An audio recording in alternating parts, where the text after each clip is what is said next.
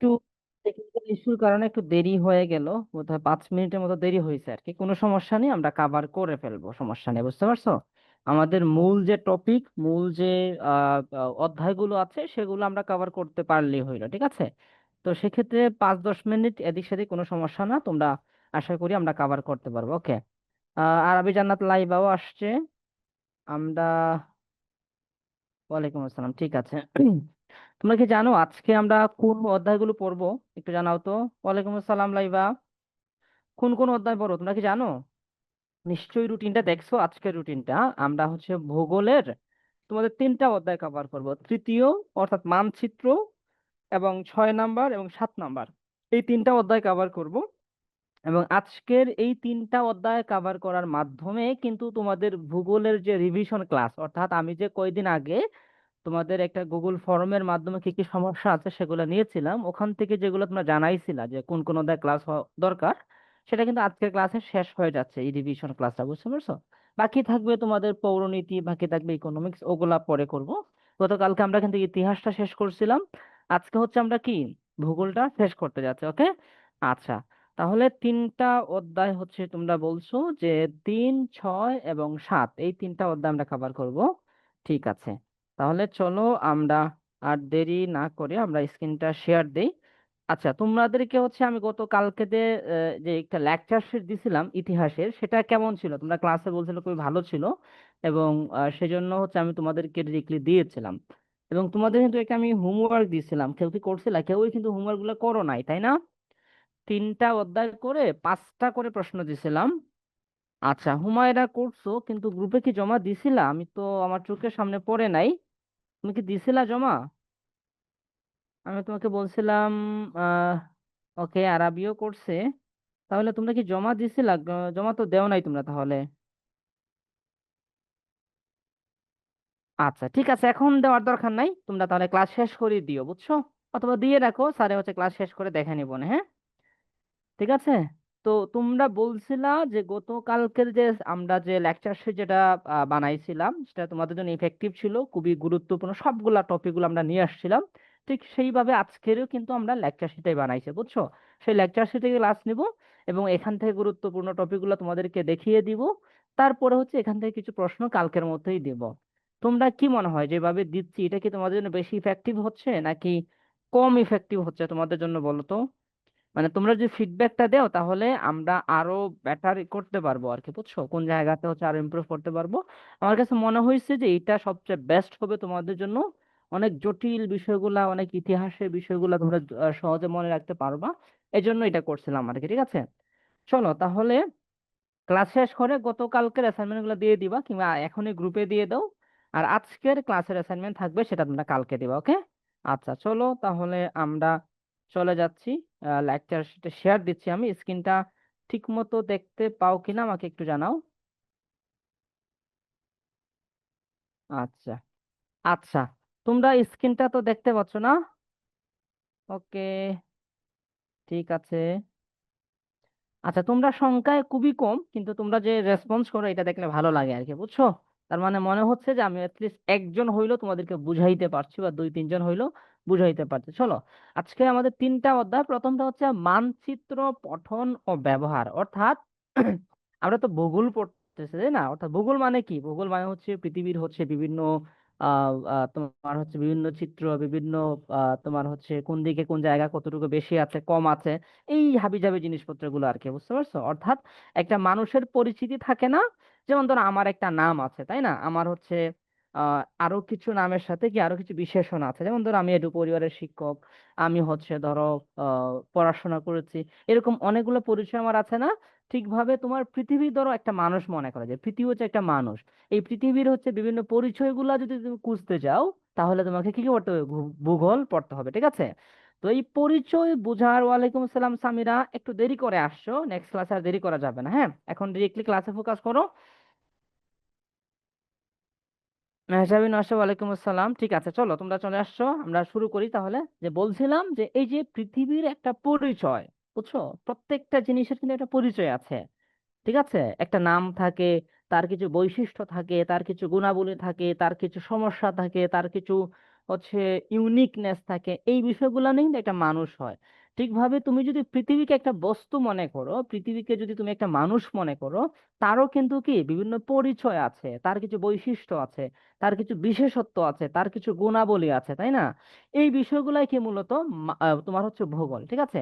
এবং এই বিশেষগুলা দেখার জন্য তার পরিচয়টা জানার একটা অন্যতম উপায় হচ্ছে মানচিত্র। বুঝছো? যেমন ধরো, আমরা যদি হচ্ছে আমাদের পক্ষে সুযোগ থাকে, আমরা পুরো বাংলাদেশটা ঘুরে দেখতে পারবো, এটা একটা ওয়ে। আরেকটা ওয়ে হচ্ছে যে না, আমি বাংলাদেশ ঘুরে দেখবো না, আমি হচ্ছে একটা জায়গাতে বসবো, বসে হচ্ছে বাংলাদেশে যে মানচিত্র আছে সেই মানচিত্রটাকে খুব সুন্দর করে জুম করব, জুম করে হচ্ছে প্রত্যেকটা জেলা দেখবো, প্রত্যেকটা উপজেলা দেখবো। হ্যাঁ, রেকর্ড দিছি ক্লাউডে। হ্যাঁ, কোনো সমস্যা নেই, ঠিক আছে। ঠিক আছে, তো আমি হচ্ছে প্রত্যেকটা জেলা দেখবো, প্রত্যেকটা উপজেলা দেখবো, কতটা পাহাড় আছে, কতটা নদী আছে, এভরিথিং হচ্ছে কি আমি একটা জায়গাতে বসে দেখতে চাই। এটা আমি কিসের মাধ্যমে দেখতে পারবো? এটা হচ্ছে মানচিত্রের মাধ্যমে কি আমি দেখতে পারবো। এটা আমি বাংলাদেশের ক্ষেত্রে বললাম, আমাদের হচ্ছে এশিয়ার ক্ষেত্রে হইতে পারে, পুরো পৃথিবীর ক্ষেত্রে হইতে পারে। তুমি পৃথিবীর যে কোনো অংশকে যদি ভালো করে ওখানে না গিয়ে দেখতে চাও, তাহলে কি আমরা মানচিত্র দিয়ে সুন্দর করে দেখতে পারি।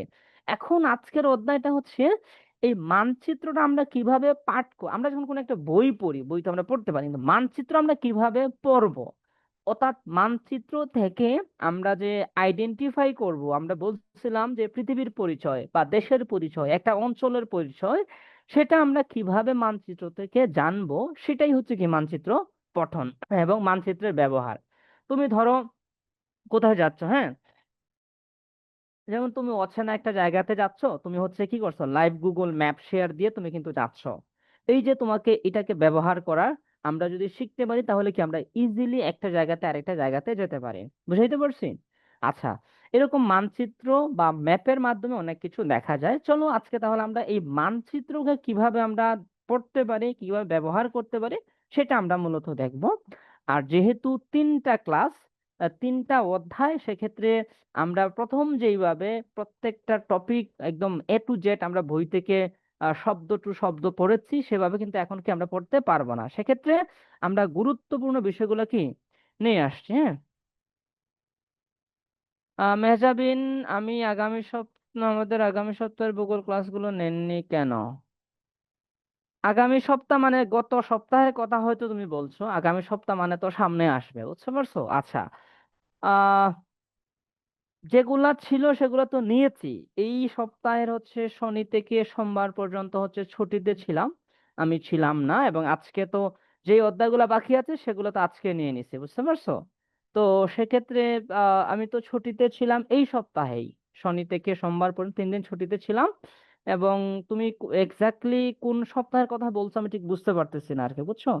এই সপ্তাহে হয়তো আমার অ্যাবসেন্সে অন্য কোনো ক্লাস নিয়েছেন অন্য কোনো টিচার, ঠিক আছে, ওইটাও ভালো ছিল হয়তো।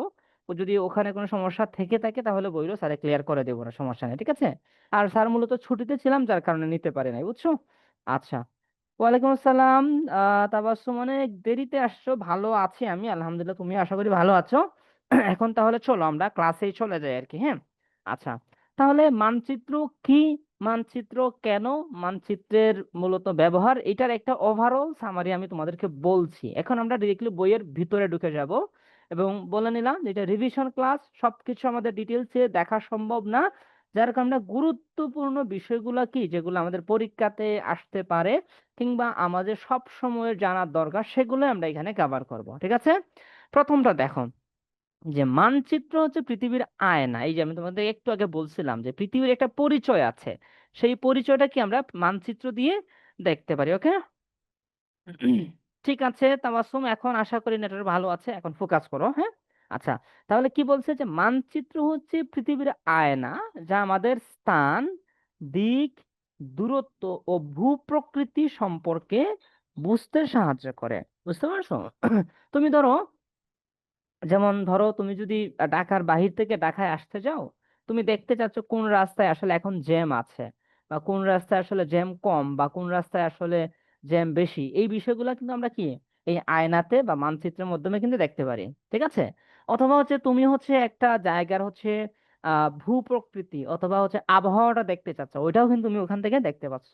অথবা তুমি হচ্ছে নতুন একটা জায়গাতে যেতে চাচ্ছ, ওখানে কত সময় লাগতে পারে, ওইটার দূরত্ব কত কিলোমিটার, একদম এভরিথিং কিন্তু আমরা কি মানচিত্রের যে আয়না বা মানচিত্রকে আয়না বলা হচ্ছে, সেই আয়নাদের মধ্যে কি আমরা দেখতে পারি। আর এখন তো আরো সহজ, লাইভ লোকেশন বা গুগল ম্যাপ, এখানে একদম সবকিছু দেখা যায়, বুঝতে পারছো?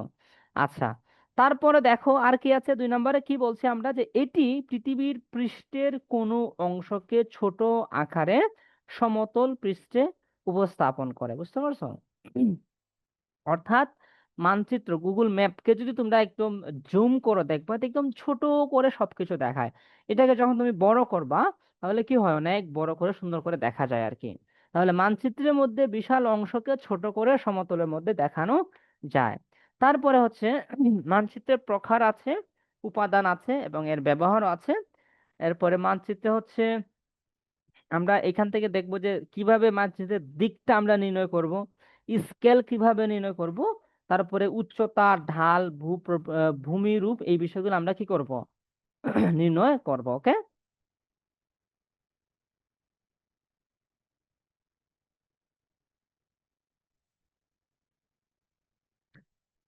প্রতিনিয়ত রিভিশন ক্লাস, রিভিশন ক্লাস তো অলরেডি শেষ হয়ে যাচ্ছে। তুমি বোধহয়, যেমন গতকালকে তো রিভিশন ক্লাস নিলাম, তার আগে গত সপ্তাহে, মানে এই সপ্তাহের শুরুতে আমি ছুটিতে ছিলাম, গত সপ্তাহে তো তোমাদের কয়েকটা রিভিশন ক্লাস নিলাম। ঠিক আছে, ভূগোলেও রিভিশন ক্লাস হচ্ছে, এক্সাম ফোকাস যে ক্লাসগুলো নিছিলাম ওগুলোও তো রিভিশন ক্লাস ছিল আর কি।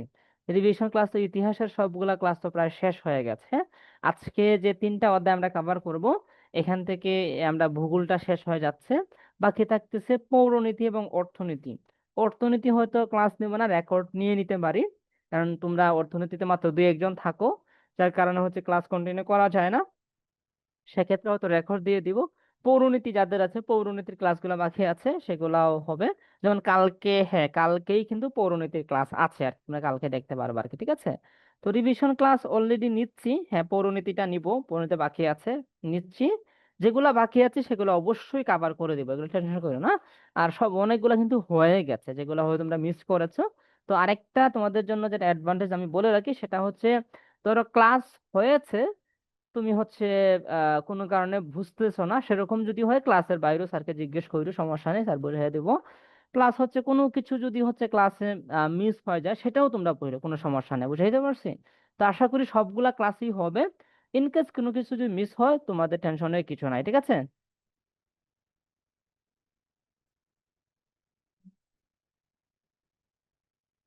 ঠিক আছে, গণিত গুলায় সমস্যা আছে, আচ্ছা গণিত হয়তো আজকে আমরা কভার করব না। যদি সমস্যা থাকে তাহলে আমি কভার করে দিব না, সমস্যা, তোমার যে স্পেসিফিক যে সমস্যাগুলো হয় সেগুলো একটু জানায় রাখিও, হ্যাঁ আমি বলে দিব রে তাবাসসুম, ঠিক আছে? ওকে, চলো তাহলে দেখো, প্রথমটা আসি আমরা।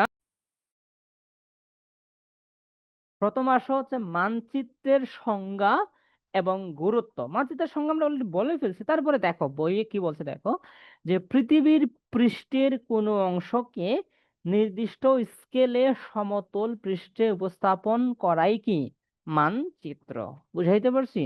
যে পৃথিবীর কোনো একটা অংশকে একটি নির্দিষ্ট স্কেলে যদি আমরা সমতল পৃষ্ঠে, অর্থাৎ মাটির যে সমতলতা আছে ওখানে যদি উপস্থাপন করি, সেটাই কি মানচিত্র। ওকে।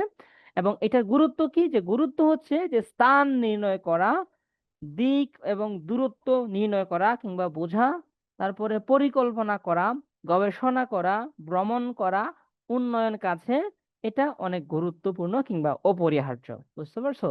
তুমি যদি হচ্ছে কোথাও ট্যুরে যেতে চাও, ট্যুরে যাওয়ার আগে তোমাকে ভালো করে ম্যাপ দেখে ডিসিশন নিতে হবে, তুমি কোথায় কোথায় যাবা, কোথায় কোথায় কতদিন স্টে করবা, কত সময় স্টে করবা, কোন রাস্তায় গেলে হচ্ছে তোমার জন্য সুবিধা হবে, কোন রাস্তায় গেলে হচ্ছে তোমার কস্ট কম পড়বে, তুমি হচ্ছে সেফ ট্রাভেল করতে পারবা। অনেক বিষয়গুলা কিন্তু তোমাকে কি করতে হয় আগে, ভ্রমণে যাওয়ার আগে বা ট্যুরে যাওয়ার আগে এই ম্যাপ দেখে, গুগল ম্যাপ দেখে তোমাকে বুঝতে হয়, ঠিক আছে? তারপরে বিভিন্ন ধরনের গবেষণা আছে, হ্যাঁ গবেষণার জন্য কিন্তু এই ম্যাপটা খুবই গুরুত্বপূর্ণ হয়, কিংবা পরিকল্পনা প্রণয়নের ক্ষেত্রে। ধরো হচ্ছে ঢাকা থেকে একটা প্রান্তিক পর্যায়ে কিংবা হচ্ছে চর, যে নিম্নভূমি, ওইদিকে একটা রাস্তা যাবে, কিংবা ধর একটা নতুন রেল লাইন হবে, কিংবা হচ্ছে নতুন একটা সড়ক হবে। এটার জন্য তো একটা পরিকল্পনা করা দরকার। এই পরিকল্পনাকে নিখুঁত করার জন্য, পরিকল্পনাটি সবচেয়ে সুন্দর এবং মানুষের জন্য সবচেয়ে উপকারী করার জন্য কি করতে হয়, এই ম্যাপটা কিন্তু ভালো করে দেখতে হয়, বিশ্লেষণ করতে হয়। বুঝতে পারছো? এই বিষয়গুলা হচ্ছে অনেক বেশি গুরুত্বপূর্ণ, যার কারণে আমাদের ম্যাপটা বা মানচিত্রটা দেখতে হয় বা ব্যবহার করতে হয়। ঠিক আছে, উদাহরণ দেওয়া আছে, এটা আমি বলে দিচ্ছি, আমি আর উদাহরণে যাচ্ছি না। ঠিক আছে, এখন আমরা আসি মানচিত্রের সংজ্ঞা। আমরা দেখলাম সহজ কথা, যে একটা নির্দিষ্ট অঞ্চলকে যদি আমরা সমতলে দেখতে চাই, সেটার জন্য যে একটা উপস্থাপন করা হয় সেটাই কি মূলত মানচিত্র। সহজে এখানে বলা আছে, এইটা আমরা হুবহু এটাই মনে রাখতে পারো, কিংবা মূল মেসেজটা ঠিক রেখে তোমাদের কত করে মনে করে নিতে পারো। হ্যাঁ, 2 নম্বরে আসো। তারপরে হচ্ছে আমরা দেখতেছি যে মানচিত্রের প্রকারভেদ আছে। হ্যাঁ, আমি কি স্ক্রিনটা কি তোমরা ঠিক মতো দেখতে পাচ্ছ, নাকি আমি আরো বড় করবো বলো তো? এইটুকু থাকুক। হ্যাঁ, এখন ক্লিয়ার দেখতে পাচ্ছ বলো তো?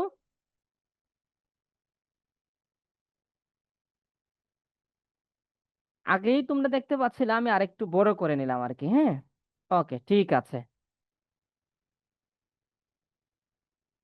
ওকে, তাহলে দেখো যে মানচিত্রের প্রকারভেদ আছে। প্রথম প্রকার হচ্ছে ভৌগোলিক মানচিত্র। দেখো আমরা প্রকারভেদ গুলো আলোচনা করছি, তারপরে প্রত্যেকটা প্রকারভেদের বৈশিষ্ট্যগুলোকে আলাদা নিয়ে আসছি, এবং সেটার একটা উদাহরণে কিন্তু এখানে নিয়ে আসছে। প্রথমটা দেখো যে কি আছে, ভৌগোলিক মানচিত্র। আমি হচ্ছে এটাকে তোমাদেরকে এইভাবে দেখাই, যে ভৌগোলিক মানচিত্র, এই যে ভৌগোলিক মানচিত্র তোমরা এখানে দেখতে পাচ্ছ। আমি কালারটা একটু চেঞ্জ করি। আচ্ছা, ভৌগোলিক মানচিত্রের বৈশিষ্ট্য কি আছে, যে এটি হচ্ছে প্রাকৃতিক বৈশিষ্ট্য, যেমন নদী, পাহাড়, সমতল ভূমি প্রভৃতি, এই বিষয়গুলো দেখা যায় ভৌগোলিক মানচিত্র দ্বারা। বুঝাইতে পারছি? আচ্ছা, উদাহরণটা কি, যে বাংলাদেশের ভৌগোলিক মানচিত্র, বুঝতে পারছো? যেখানে হচ্ছে বাংলাদেশের মধ্যে নদী আছে, পাহাড় আছে, তারপরে হচ্ছে হাওর আছে, সমতল ভূমি আছে, সবকিছু কি আমরা যে মানচিত্রের মধ্যে দেখতে পাই, সেটা হচ্ছে কি মূলত ভৌগোলিক মানচিত্র। তারপরে আছে দেখো রাজনৈতিক মানচিত্র। এটা আবার কি, মানে এটাও ভৌগোলিক মানচিত্রই, কিন্তু হচ্ছে মূলত যেটা দেশ পরিচালনা কিংবা রাজনৈতিক কাজে যে মানচিত্রটা ব্যবহার হয় সেটার কথা বলতেছে আর কি। দেখো সেটা কি, যে একটা দেশ, জেলা, সীমানা, শহর দেখায়। যেমন ধরো আমাদের দেশ, এই দেশটা কিন্তু পৃথিবীর একটা অংশ, তাই না? আমরা হচ্ছে ওই যে বিভিন্ন সভ্যতার ইতিহাস পড়ে আসছি, তোমরা ওগুলা পড়তে যে গিয়ে দেখবা যে একসময় মানুষ হচ্ছে একসাথে বসবাস করত, বা হচ্ছে বনে জঙ্গলে বসবাস করতো। ঠিক আছে, এরকম দেশের যে সীমানা এটা কিন্তু ছিল না, এটা অনেক পরে কিন্তু পৃথিবীতে আসছে। ঠিক আছে, কিংবা আমাদের যে এখনকার বাংলাদেশের যে একটা সীমানা আছে, এটাও কিন্তু কি এক সময় ছিল না, কিংবা থাকলেও অন্য আরেকটি দেশের সাথে, অন্য আরেকটি প্রদেশের সাথে ছিল। ব্রিটিশের সময় একভাবে ছিল, পাকিস্তানের সময় একভাবে ছিল, তারও আগে আরেকভাবে ছিল, তাই না? এই যে দেশের সীমানাটা পরিবর্তন হচ্ছে, এটা কিভাবে হচ্ছে, রাজনীতির কারণে হচ্ছে, কিংবা সরকার পরিবর্তনের কারণে হচ্ছে, কিংবা দেশের যে নীতি আছে সেই নীতির কারণে হচ্ছে। এই কারণে এই যে বাংলাদেশের একটা সীমানা আছে, এই সীমানা কিভাবে নির্ধারিত হয়েছে, এটা মূলত রাজনৈতিক ভাবে নির্ধারিত হয়েছে। তো রাজনৈতিক ভাবে কোনো কিছু নির্ধারিত হওয়ার পরে সেটাকে যখন মানচিত্রে ইনক্লুড করা হয়, তখনই কি সেটা মূলত মানচিত্র। তোমরা এখন, আমি জানি না ঠিক এটাকে ইনক্লুড করা হয়েছে কিনা, আমি যদি আরো 1-2 বছর আগে যাইয়া হচ্ছে তোমার ফিলিস্তিনকে তুমি মানচিত্রে, গ্লোবাল মানচিত্রে সার্চ করতাম, ওইখানে ওটাকে পাওয়া যায় না। মানে কারণটা কি ছিল, যে ফিলিস্তিন যে রাষ্ট্র সেটা কি ওয়ার্ল্ড ওয়াইড স্বীকৃত রাষ্ট্র ছিল না, যার কারণে এটা গুগল ম্যাপের মধ্যে দেখা যাইতো না। এখন তো মোটামুটি সবাই স্বীকৃতি দিয়ে দিছে, বাট আপডেট হয়েছে কিনা আমি কিন্তু সেটা এখনো জানি না, রানিংটা আমার জানা নাই। বুঝাইতে পারছি? তার মানে হচ্ছে রাজনীতিকে কেন্দ্র করে এই নতুন মানচিত্র তৈরি হয়, সেটা কি মূলত রাজনৈতিক মানচিত্র। ঠিকভাবে হচ্ছে এক একটা জেলার একটা এরিয়া আছে, সেটাও কি রাজনৈতিক প্রশাসনিক ভাবে নির্ধারিত হয়েছে। যেমন তোমরা যদি এখানে কুমিল্লার কেউ থেকে থাকো, দেখো কুমিল্লাকে বিভাগ বানানোর জন্য আন্দোলন চলতেছে। ওইদিকে নোয়াখালী আছে, নোয়াখালীকে বিভাগ বানানোর জন্য আন্দোলন চলতেছে। এখন এগুলা জেলার মধ্যে আছে, এগুলা যদি বিভাগ বানায় ফেলে তাহলে কি হয়ে যাবে, এগুলা এই জেলা থেকে বিভাগের মানচিত্রে পরিণত হয়ে যাবে। তার মানে কি, এটাও রাজনীতির কারণে হয়েছে। বুঝাইতে পারছি? সীমানা, শহর, এগুলা তো তোমরা বুঝেই পারছো। যেমন উদাহরণ দিছে প্রশাসনিক মানচিত্র। তোমরা হচ্ছে ওই যে তোমার হচ্ছে স্থানীয় সরকার মন্ত্রণালয়ের বা এগুলার ওয়েবসাইটে যদি তুমি যাও, তাহলে ওখানে গিয়ে দেখবা যে প্রত্যেকটা জেলাকে তারা সুন্দর করে ম্যাপিং করে রেখেছে, যে এই জেলার সীমানা এটা, এই জেলার উত্তরে এটা, এইভাবে ডিটেলসে কিন্তু তারা এখানে বলে রাখছে। বুঝাইতে পারছি? রাজনৈতিক সীমানার মানচিত্রটা ক্লিয়ার সবাই? তারপর আসো ভৌত, 3 নম্বরে দেখো আছে ভৌত মানচিত্র। ভৌত মানচিত্রটা কি? যে ভূমির উচ্চতা, পাহাড়, উপত্যকা ইত্যাদি মাপার জন্য যে মান, একটা পাহাড়ের তুমি হচ্ছে মাপতে যাবা, ঠিক আছে? এটা মূলত ভৌত মানচিত্র। বিষয়ভিত্তিক মানচিত্র এটা অত গুরুত্বপূর্ণ না আর কি, যেমন ধরো জনসংখ্যা, ফসল, বৃষ্টিপাত মানচিত্র। মূল মানচিত্র আসলে ভৌগোলিক মানচিত্র, এটাই মূলত মূল মানচিত্র, প্রথমটা যেটা এটাই মানচিত্র আর কি। বাকিগুলা হচ্ছে অনেকটাই হচ্ছে সাপোর্টিভ আর কি, বুঝতে পারছো? যেমন বিষয় ভিত্তিক, হ্যাঁ, তুমি হচ্ছে তোমার যে জেলা আছে, তুমি দেখতে চাচ্ছ যে তোমার জেলায় কতটা আসলে কতজন জনসংখ্যা আছে, ঠিক আছে? তাহলে কি করবা? তোমার যে জনসংখ্যাটাকে দেখার জন্য তোমার জেলার যে এরিয়া আছে সেই সীমানাটাকে তুমি কি প্রথমে কাউন্ট করবা, এবং সেই সীমানার মধ্যে কতজন মানুষ আছে সেটা তুমি দেখতে যাবা। বুঝাইতে পারছি? এইভাবে হচ্ছে সবকিছু দেখা হয় আর কি, ঠিক আছে? তাহলে আমরা মানচিত্রের প্রকারভেদ এখানে দেখলাম, ওকে? আচ্ছা, তারপরে হচ্ছে আমরা, তোমরা কি এতটুকু ক্লিয়ার সবাই? আমরা কি পড়ে যাব মানচিত্রের প্রকারভেদটা নিয়ে? এখানে কোনো প্রশ্ন আছে কারো?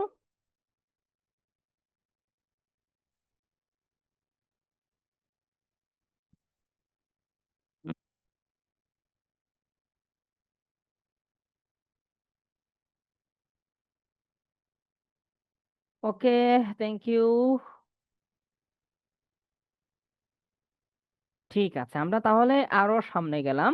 সামনে যাই, দেখো আমরা কি পাচ্ছি। সামনে যাই পাচ্ছি হচ্ছে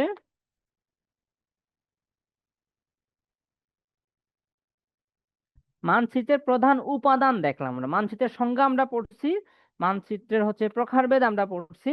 এখন আমরা কি পড়বো? যে মানচিত্রের প্রধান উপাদান, অর্থাৎ একটা মানচিত্র তৈরি করার জন্য যে বিষয়গুলো জরুরি সেগুলো আমরা দেখবো আর কি, ঠিক আছে?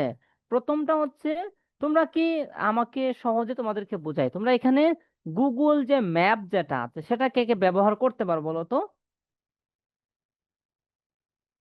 গুগল ম্যাপ কারা কারা ব্যবহার করতে পারো?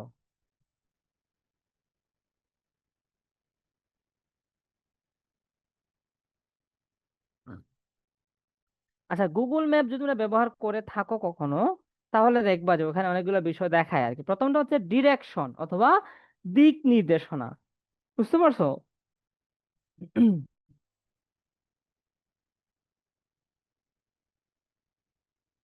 হ্যাঁ, মেগাবেনে করছে, ঠিক আছে। তাহলে ডিরেকশন অথবা দিক নির্দেশনা যেটা, অর্থাৎ তুমি যদি হচ্ছে গুগল ম্যাপ না, তোমার বাসায় যদি কোনো একটা ম্যাপ থেকে থাকে ওইটাও দেখবা, যে তুমি হচ্ছে ধরো যে চাঁদপুর থেকে কিভাবে চট্টগ্রামে যাবা, ওইখানে সুন্দর করে রাস্তাগুলো, সুন্দর করে ডিরেকশন গুলো কিন্তু দেওয়া থাকে। আর গুগল ম্যাপ যদি হয় ওখানে তো ডিরেক্ট তুমি লাইভেই দেখতে পারো, ঠিক আছে? তাহলে একটা ম্যাপ হইতে হলে সেটাকে অবশ্যই কি একটা ডিরেকশন সেখানে থাকতে হবে। 2 নম্বর উপাদানটা কি? সেটা হচ্ছে স্কেল। একটা স্কেল থাকবে, স্কেলটা কি? যে বাস্তব দূরত্বকে ছোট আকারে মানচিত্রে প্রকাশ করে, বুঝতে পারছো? যেমন তোমরা গুগল ম্যাপে গেলে দেখবা যে উম এটা সহজেই আছে, তোমাদের সবার হাতে তো অ্যান্ড্রয়েড ফোন আছে তাবাসসুম, বুঝছো? ওই ওখানে গুগল ম্যাপ সফটওয়্যার আছে, ওখানে যাবা, ওখানে গিয়ে হচ্ছে তুমি একটা লোকেশন সার্চ করবা, সার্চ বাটনে অটোমেটিক চলে আসবে। কিন্তু অবশ্যই তোমাকে তোমার ফোনের যে লোকেশন আছে সেই লোকেশনটা অন করতে হবে, না হলে যে ডিরেকশনটা কিন্তু দেখাবে না, বুঝতে পারছো? অর্থাৎ তুমি এখন যেই জায়গাতে আছো সেটা তোমার ফোনের যে লোকেশন যে অপশনটা আছে সেটা তুমি অন করবা, তাহলে দেখো অটোমেটিকলি তোমাকে ডিরেকশনটা দেখাবে, বুঝতে পারছো? না, আজকে ট্রাই করে দেখতে পারো। আচ্ছা, 2 নম্বর উপাদানটা হচ্ছে স্কেল। অর্থাৎ গুগল ম্যাপে দেখবা যে তুমি ধর একটা জায়গাতে যাবা, ওখানে যাওয়ার জন্য তুমি যদি হেঁটে যাও কত সময় লাগবে সেটা দেখাবে, ওখানে কত কিলোমিটার, কত মিটারের দূরত্ব সেটা দেখাবে, তুমি হেঁটে গেলে কত সময় লাগবে, তুমি গাড়িতে গেলে, বাসে গেলে কত সময় লাগবে, তুমি বাইকে গেলে কত সময় লাগবে, এভরিথিং কিন্তু সে কি সুন্দর করে দেখায় কিন্তু। এই যে দূরত্বটা দেখায়, টাইমগুলো ছোট ছোট করে কিন্তু সে দেখায়। তার মানে হচ্ছে মানচিত্রের মধ্যে 2 নম্বরে কি থাকতে হবে? স্কেল থাকতে হবে, ঠিক আছে? 3 নাম্বার কি আছে, যে প্রতীক এবং চিহ্ন বা সিম্বল যেটাকে বলা হয়, যে বিভিন্ন ভৌগোলিক বৈশিষ্ট্য বোঝায় আর কি। ভৌগোলিক বৈশিষ্ট্য আছে, যেমন ধরো তুমি যদি গুগল ম্যাপে কোনো একটা অফিস সার্চ করো, তাহলে দেখবা যে ওদের অফিসের লোগো সহ তোমার ওইখানে শো করতে পারে। বুঝতে পারছো? আমি হচ্ছে অদ্ভুত ভাবে কয়দিন আগে হচ্ছে আমি বাড়িতে যাবো, এই যে ছুটিতে ছিলাম, তো বাড়িতে যাওয়ার আগে হচ্ছে আমি হচ্ছে ওই যে একটা রিজার্ভ গাড়ি নিব আর কি, হ্যাঁ। তো সেক্ষেত্রে আমি দূরত্ব দেখতে যাই হচ্ছে ম্যাপে হচ্ছে সার্চ করছিলাম আমার যে বাজারটা আছে সেটা, এবং ওখানে সার্চ করার পরে আমি অবাক হইলাম, ওখানে হচ্ছে আমাদের কিছু লোকাল দোকান আছে, সেই লোকাল দোকানের হচ্ছে ভিডিও যেগুলো আছে সেগুলো সামনে চলে আসছে। বুঝতে পারছো? অর্থাৎ এইভাবে হচ্ছে প্রতীক দিয়ে তোমাকে সুন্দর করে ডিরেকশন তারা দিবে। কোনো একটা অফিসের লোকেশন হইলে ওই অফিসের লোগো দিবে, কিংবা ওই অফিসের যে ছবি আছে সেই ছবি তোমার ওইখানে তারা শো করবে। এটাই হচ্ছে মানচিত্রের আরেকটা অন্যতম উপাদান। 3 নাম্বার আছে রং। ঠিক আছে? উচ্চতা বা গভীরতা বোঝাতে এই বিষয়গুলা রংটা ব্যবহার করা হয়। 4 নাম্বার হচ্ছে সূচিপত্র বা লেজেন্ড ব্যবহৃত হয়, চিহ্নগুলো অর্থ ব্যাখ্যা দেয়। বুঝতে পারছো? তুমি যদি কোনো কিছু না বুঝো, ওখানে তুমি এরকম কিছু থাকবে, সেখানে তুমি সেটা কি ভালো করে বুঝে নিতে পারবা কিন্তু এই জায়গা থেকে। বুঝতে পারছো? তাহলে আমরা মানচিত্রের উপাদান যদি দেখি, তাহলে কয়টা উপাদান আছে? 4টা 5টা উপাদান আছে মানচিত্রে। বুঝছো? কয়টা উপাদান? 5টা। প্রথমটা হচ্ছে দিক নির্দেশনা বা ডিরেকশন। 2 নাম্বার হচ্ছে স্কেল। 3 নাম্বার হচ্ছে প্রতীক ও চিহ্ন। 4 নাম্বার হচ্ছে রং বা কালার। 6 নাম্বার হচ্ছে 5 নাম্বার হচ্ছে সূচিপত্র বা লেজেন্ড। ঠিক আছে?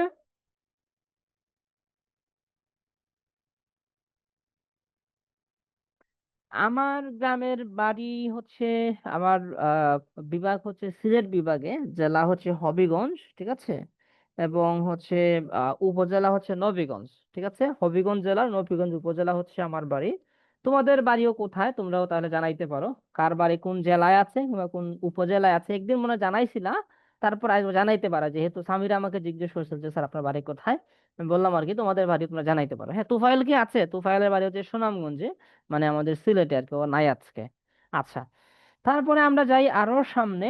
আমরা এখন দেখবো যে স্কেল, এই যে মানচিত্রের মধ্যে যে স্কেল যেটা থাকে, এই যে স্কেলটা, হ্যাঁ, এই স্কেলটাকে কি, আরো ডিটেইল স্কেলটা সম্পর্কে আমরা জানবো। প্রথম স্কেলটা দেখো, যে স্কেল হচ্ছে একটা প্রকার আছে, স্কেলের কিছু প্রকারভেদ আছে। প্রথমটা হচ্ছে যে আনুপাতিক স্কেল একটা আছে। সেটা কি ধরনের? যে বাস্তব ও মানচিত্রের দূরত্ব অনুপাত করে। সেটা যেমন ধরো এখানে দেওয়া আছে যে আহ দুই, 1 অনুপাত কত, 5,000 দেওয়া আছে, এরকম একটা এটা একটা উদাহরণ আর কি, কম বেশ থাকতে পারে আর কি, হ্যাঁ। তারপর হচ্ছে গ্রাফিক স্কেল, রেখাচিত্র দিয়া তোমাকে স্কেলটা দেখায় আর কি।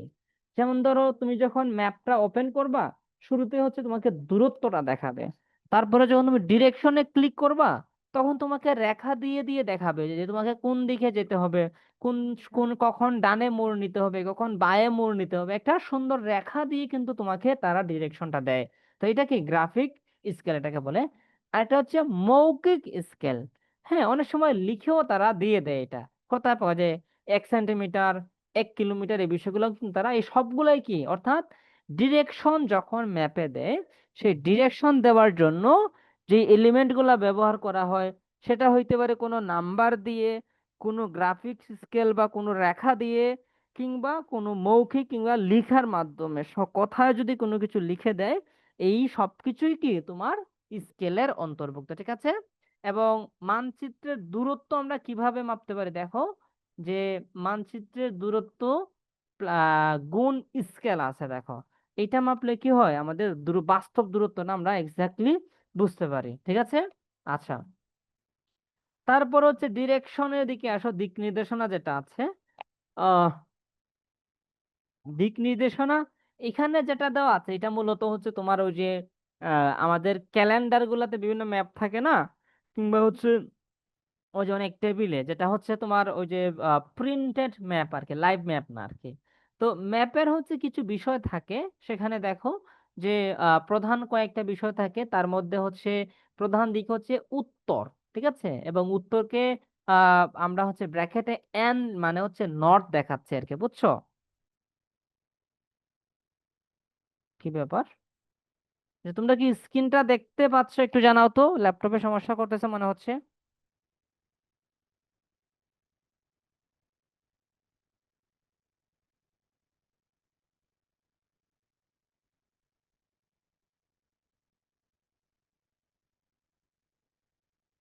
আচ্ছা, সামিরার বাড়ি হচ্ছে জেলার লক্ষ্মীপুরে, ওকে, ঠিক আছে। আচ্ছা, তোমরা তাহলে স্ক্রিনটাও দেখতে পাচ্ছ? ওকে, ঠিক আছে, থ্যাংক ইউ। মাঝে মাঝে ডিস্টার্ব করে, দেখতে না পারলে আমাকে একটু জানাইও আর কি, হ্যাঁ। ওকে, আচ্ছা, তাহলে এই যে এখানে উত্তর আছে, প্রধান কিছু দিক, যখন হচ্ছে দিক নির্দেশনা যখন দেয় বা ডিরেকশন যখন ম্যাপে আমরা পাই, প্রথমে কি হয়, এই ডিরেকশনটা বোঝার জন্য আমাকে যে বিভিন্ন দিক আছে, উত্তর, পূর্ব, দক্ষিণ, এই পশ্চিম, এই বিষয়গুলো কিন্তু ভালো করে বুঝতে হবে, না হলে কিন্তু ম্যাপটা বুঝবো না। তার মধ্যে প্রধান যে দিক আছে সেটা কোন দিক? উত্তর দিক। এবং উত্তরকে হচ্ছে ইংলিশে নর্থ বলা হয়, যার কারণে এখানে এন আমরা দিয়েছি। 2 নাম্বার আছে হচ্ছে দক্ষিণ, দক্ষিণকে ইংলিশে সাউথ বলা হয়, সাউথের এস আমরা এখানে দিছি। পূর্বটা হচ্ছে কি ইস্ট বলা হয়, ইস্টের হচ্ছে ইংলিশে হচ্ছে আমরা এখানে দিছি। এবং পশ্চিমটা হচ্ছে কি ওয়েস্ট, ওয়েস্টের হচ্ছে কি ডব্লিউটা আমরা এখানে দিয়েছি, ঠিক আছে। তাহলে 4টা দিক আছে প্রধানত, তোমরা জানো যে উত্তর, দক্ষিণ, পূর্ব, পশ্চিম, ঠিক আছে। এই 4টা দিক অনুযায়ী মূলত ম্যাপ আমাদেরকে ডিরেকশন দিয়ে থাকে বা নির্দেশনা দিয়ে থাকে। এবং এইটা নির্দেশনা, তার যে নির্দেশনা সেটা বোঝার জন্য কি এই বিষয়গুলো আমাকে আইডেন্টিফাই করতে হবে। এবং তার আরেকটা বিষয় আছে যে মধ্যবর্তী কিছু দিক আছে, দেখো সেগুলা কিভাবে। যেমন ধরো, উত্তর, যে তুমি এই মুহূর্তে যেই জায়গাটাতে বসে আছো, যেইভাবে বসে আছো, তোমার ওখানে উত্তর কোন কোন দিকে, তুমি এই 4টা দিক নির্ণয় করো। কোন দিকে উত্তর আছে, কোন দিকে দক্ষিণ আছে, কোন দিকে পূর্ব আছে, কোন দিকে পশ্চিম আছে। এই 4টা দিক তুমি নির্ণয় করো। নির্ণয় করার পরে তুমি একটু নিজেকে প্রশ্ন করো তো, আচ্ছা, এই যে আমার এদিকে উত্তর আছে এবং তার দিকে হচ্ছে উত্তরের পাশে হচ্ছে পূর্ব আছে, উত্তর পূর্বের মাঝখানে আরেকটা দিক থাকে না? এরকম থাকে না বলো তো? কিংবা পশ্চিম যেখানে আছে, পশ্চিমের পাশে হয়তো তোমার কি আছে, উত্তর কিংবা দক্ষিণ আছে, এই দুইটার মাঝখানে আরেকটা দিক থাকে না? এরকম দেখো তো, কি মনে হয় তোমাদের? বাস্তবে একটু রিয়েলাইজ করো তো, এরকম কি পাচ্ছ তোমরা?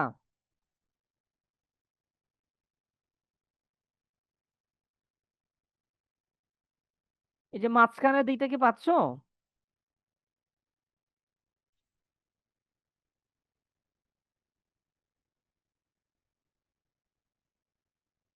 কি খবর, কেউ বুঝতে পারছো না? আমি আরেকবার বুঝাই, হ্যাঁ। আচ্ছা, আমি তোমাদেরকে একটু অঙ্কন করে দেখাই, হ্যাঁ। আচ্ছা, ধরো তুমি হচ্ছে এই জায়গাতে বসে আছো, হ্যাঁ, দেখতে পাচ্ছ তো? তো এটা হচ্ছে তুমি, এখানে তুমি বসে আছো। তোমার ডান দিক হচ্ছে এটা, হ্যাঁ। এবং এটা আমরা ধরলাম, ধরো উত্তর দিক। এটাকে আমরা কি ধরলাম? উত্তর দিক ধরলাম, নর্থ ধরলাম, ঠিক আছে। তাহলে এটাকে আমরা ধরলাম তোমার পশ্চিম দিক, মানে হচ্ছে ওয়েস্ট, ওয়েস্ট ধরলাম। এটাকে আমরা দক্ষিণ ধরলাম, ঠিক আছে, অর্থাৎ সাউথ, সাউথ ধরলাম। এটাকে আমরা পূর্ব ধরলাম, পূর্বকে আমরা কি বললাম? ইস্ট বললাম, হ্যাঁ, ই ইস্ট বললাম। তাহলে তুমি এই যে এখানে হচ্ছে তুমি বসে আছো, এই জায়গাতে কি তুমি বসে আছো। এখন তুমি দেখো, এই যে উত্তর এবং এই যে পূর্ব, এই দুইটার মাঝখানে এখানে আরেকটা দিক বের হচ্ছে না, দেখো তো, দেখতে পাচ্ছো? হ্যালো?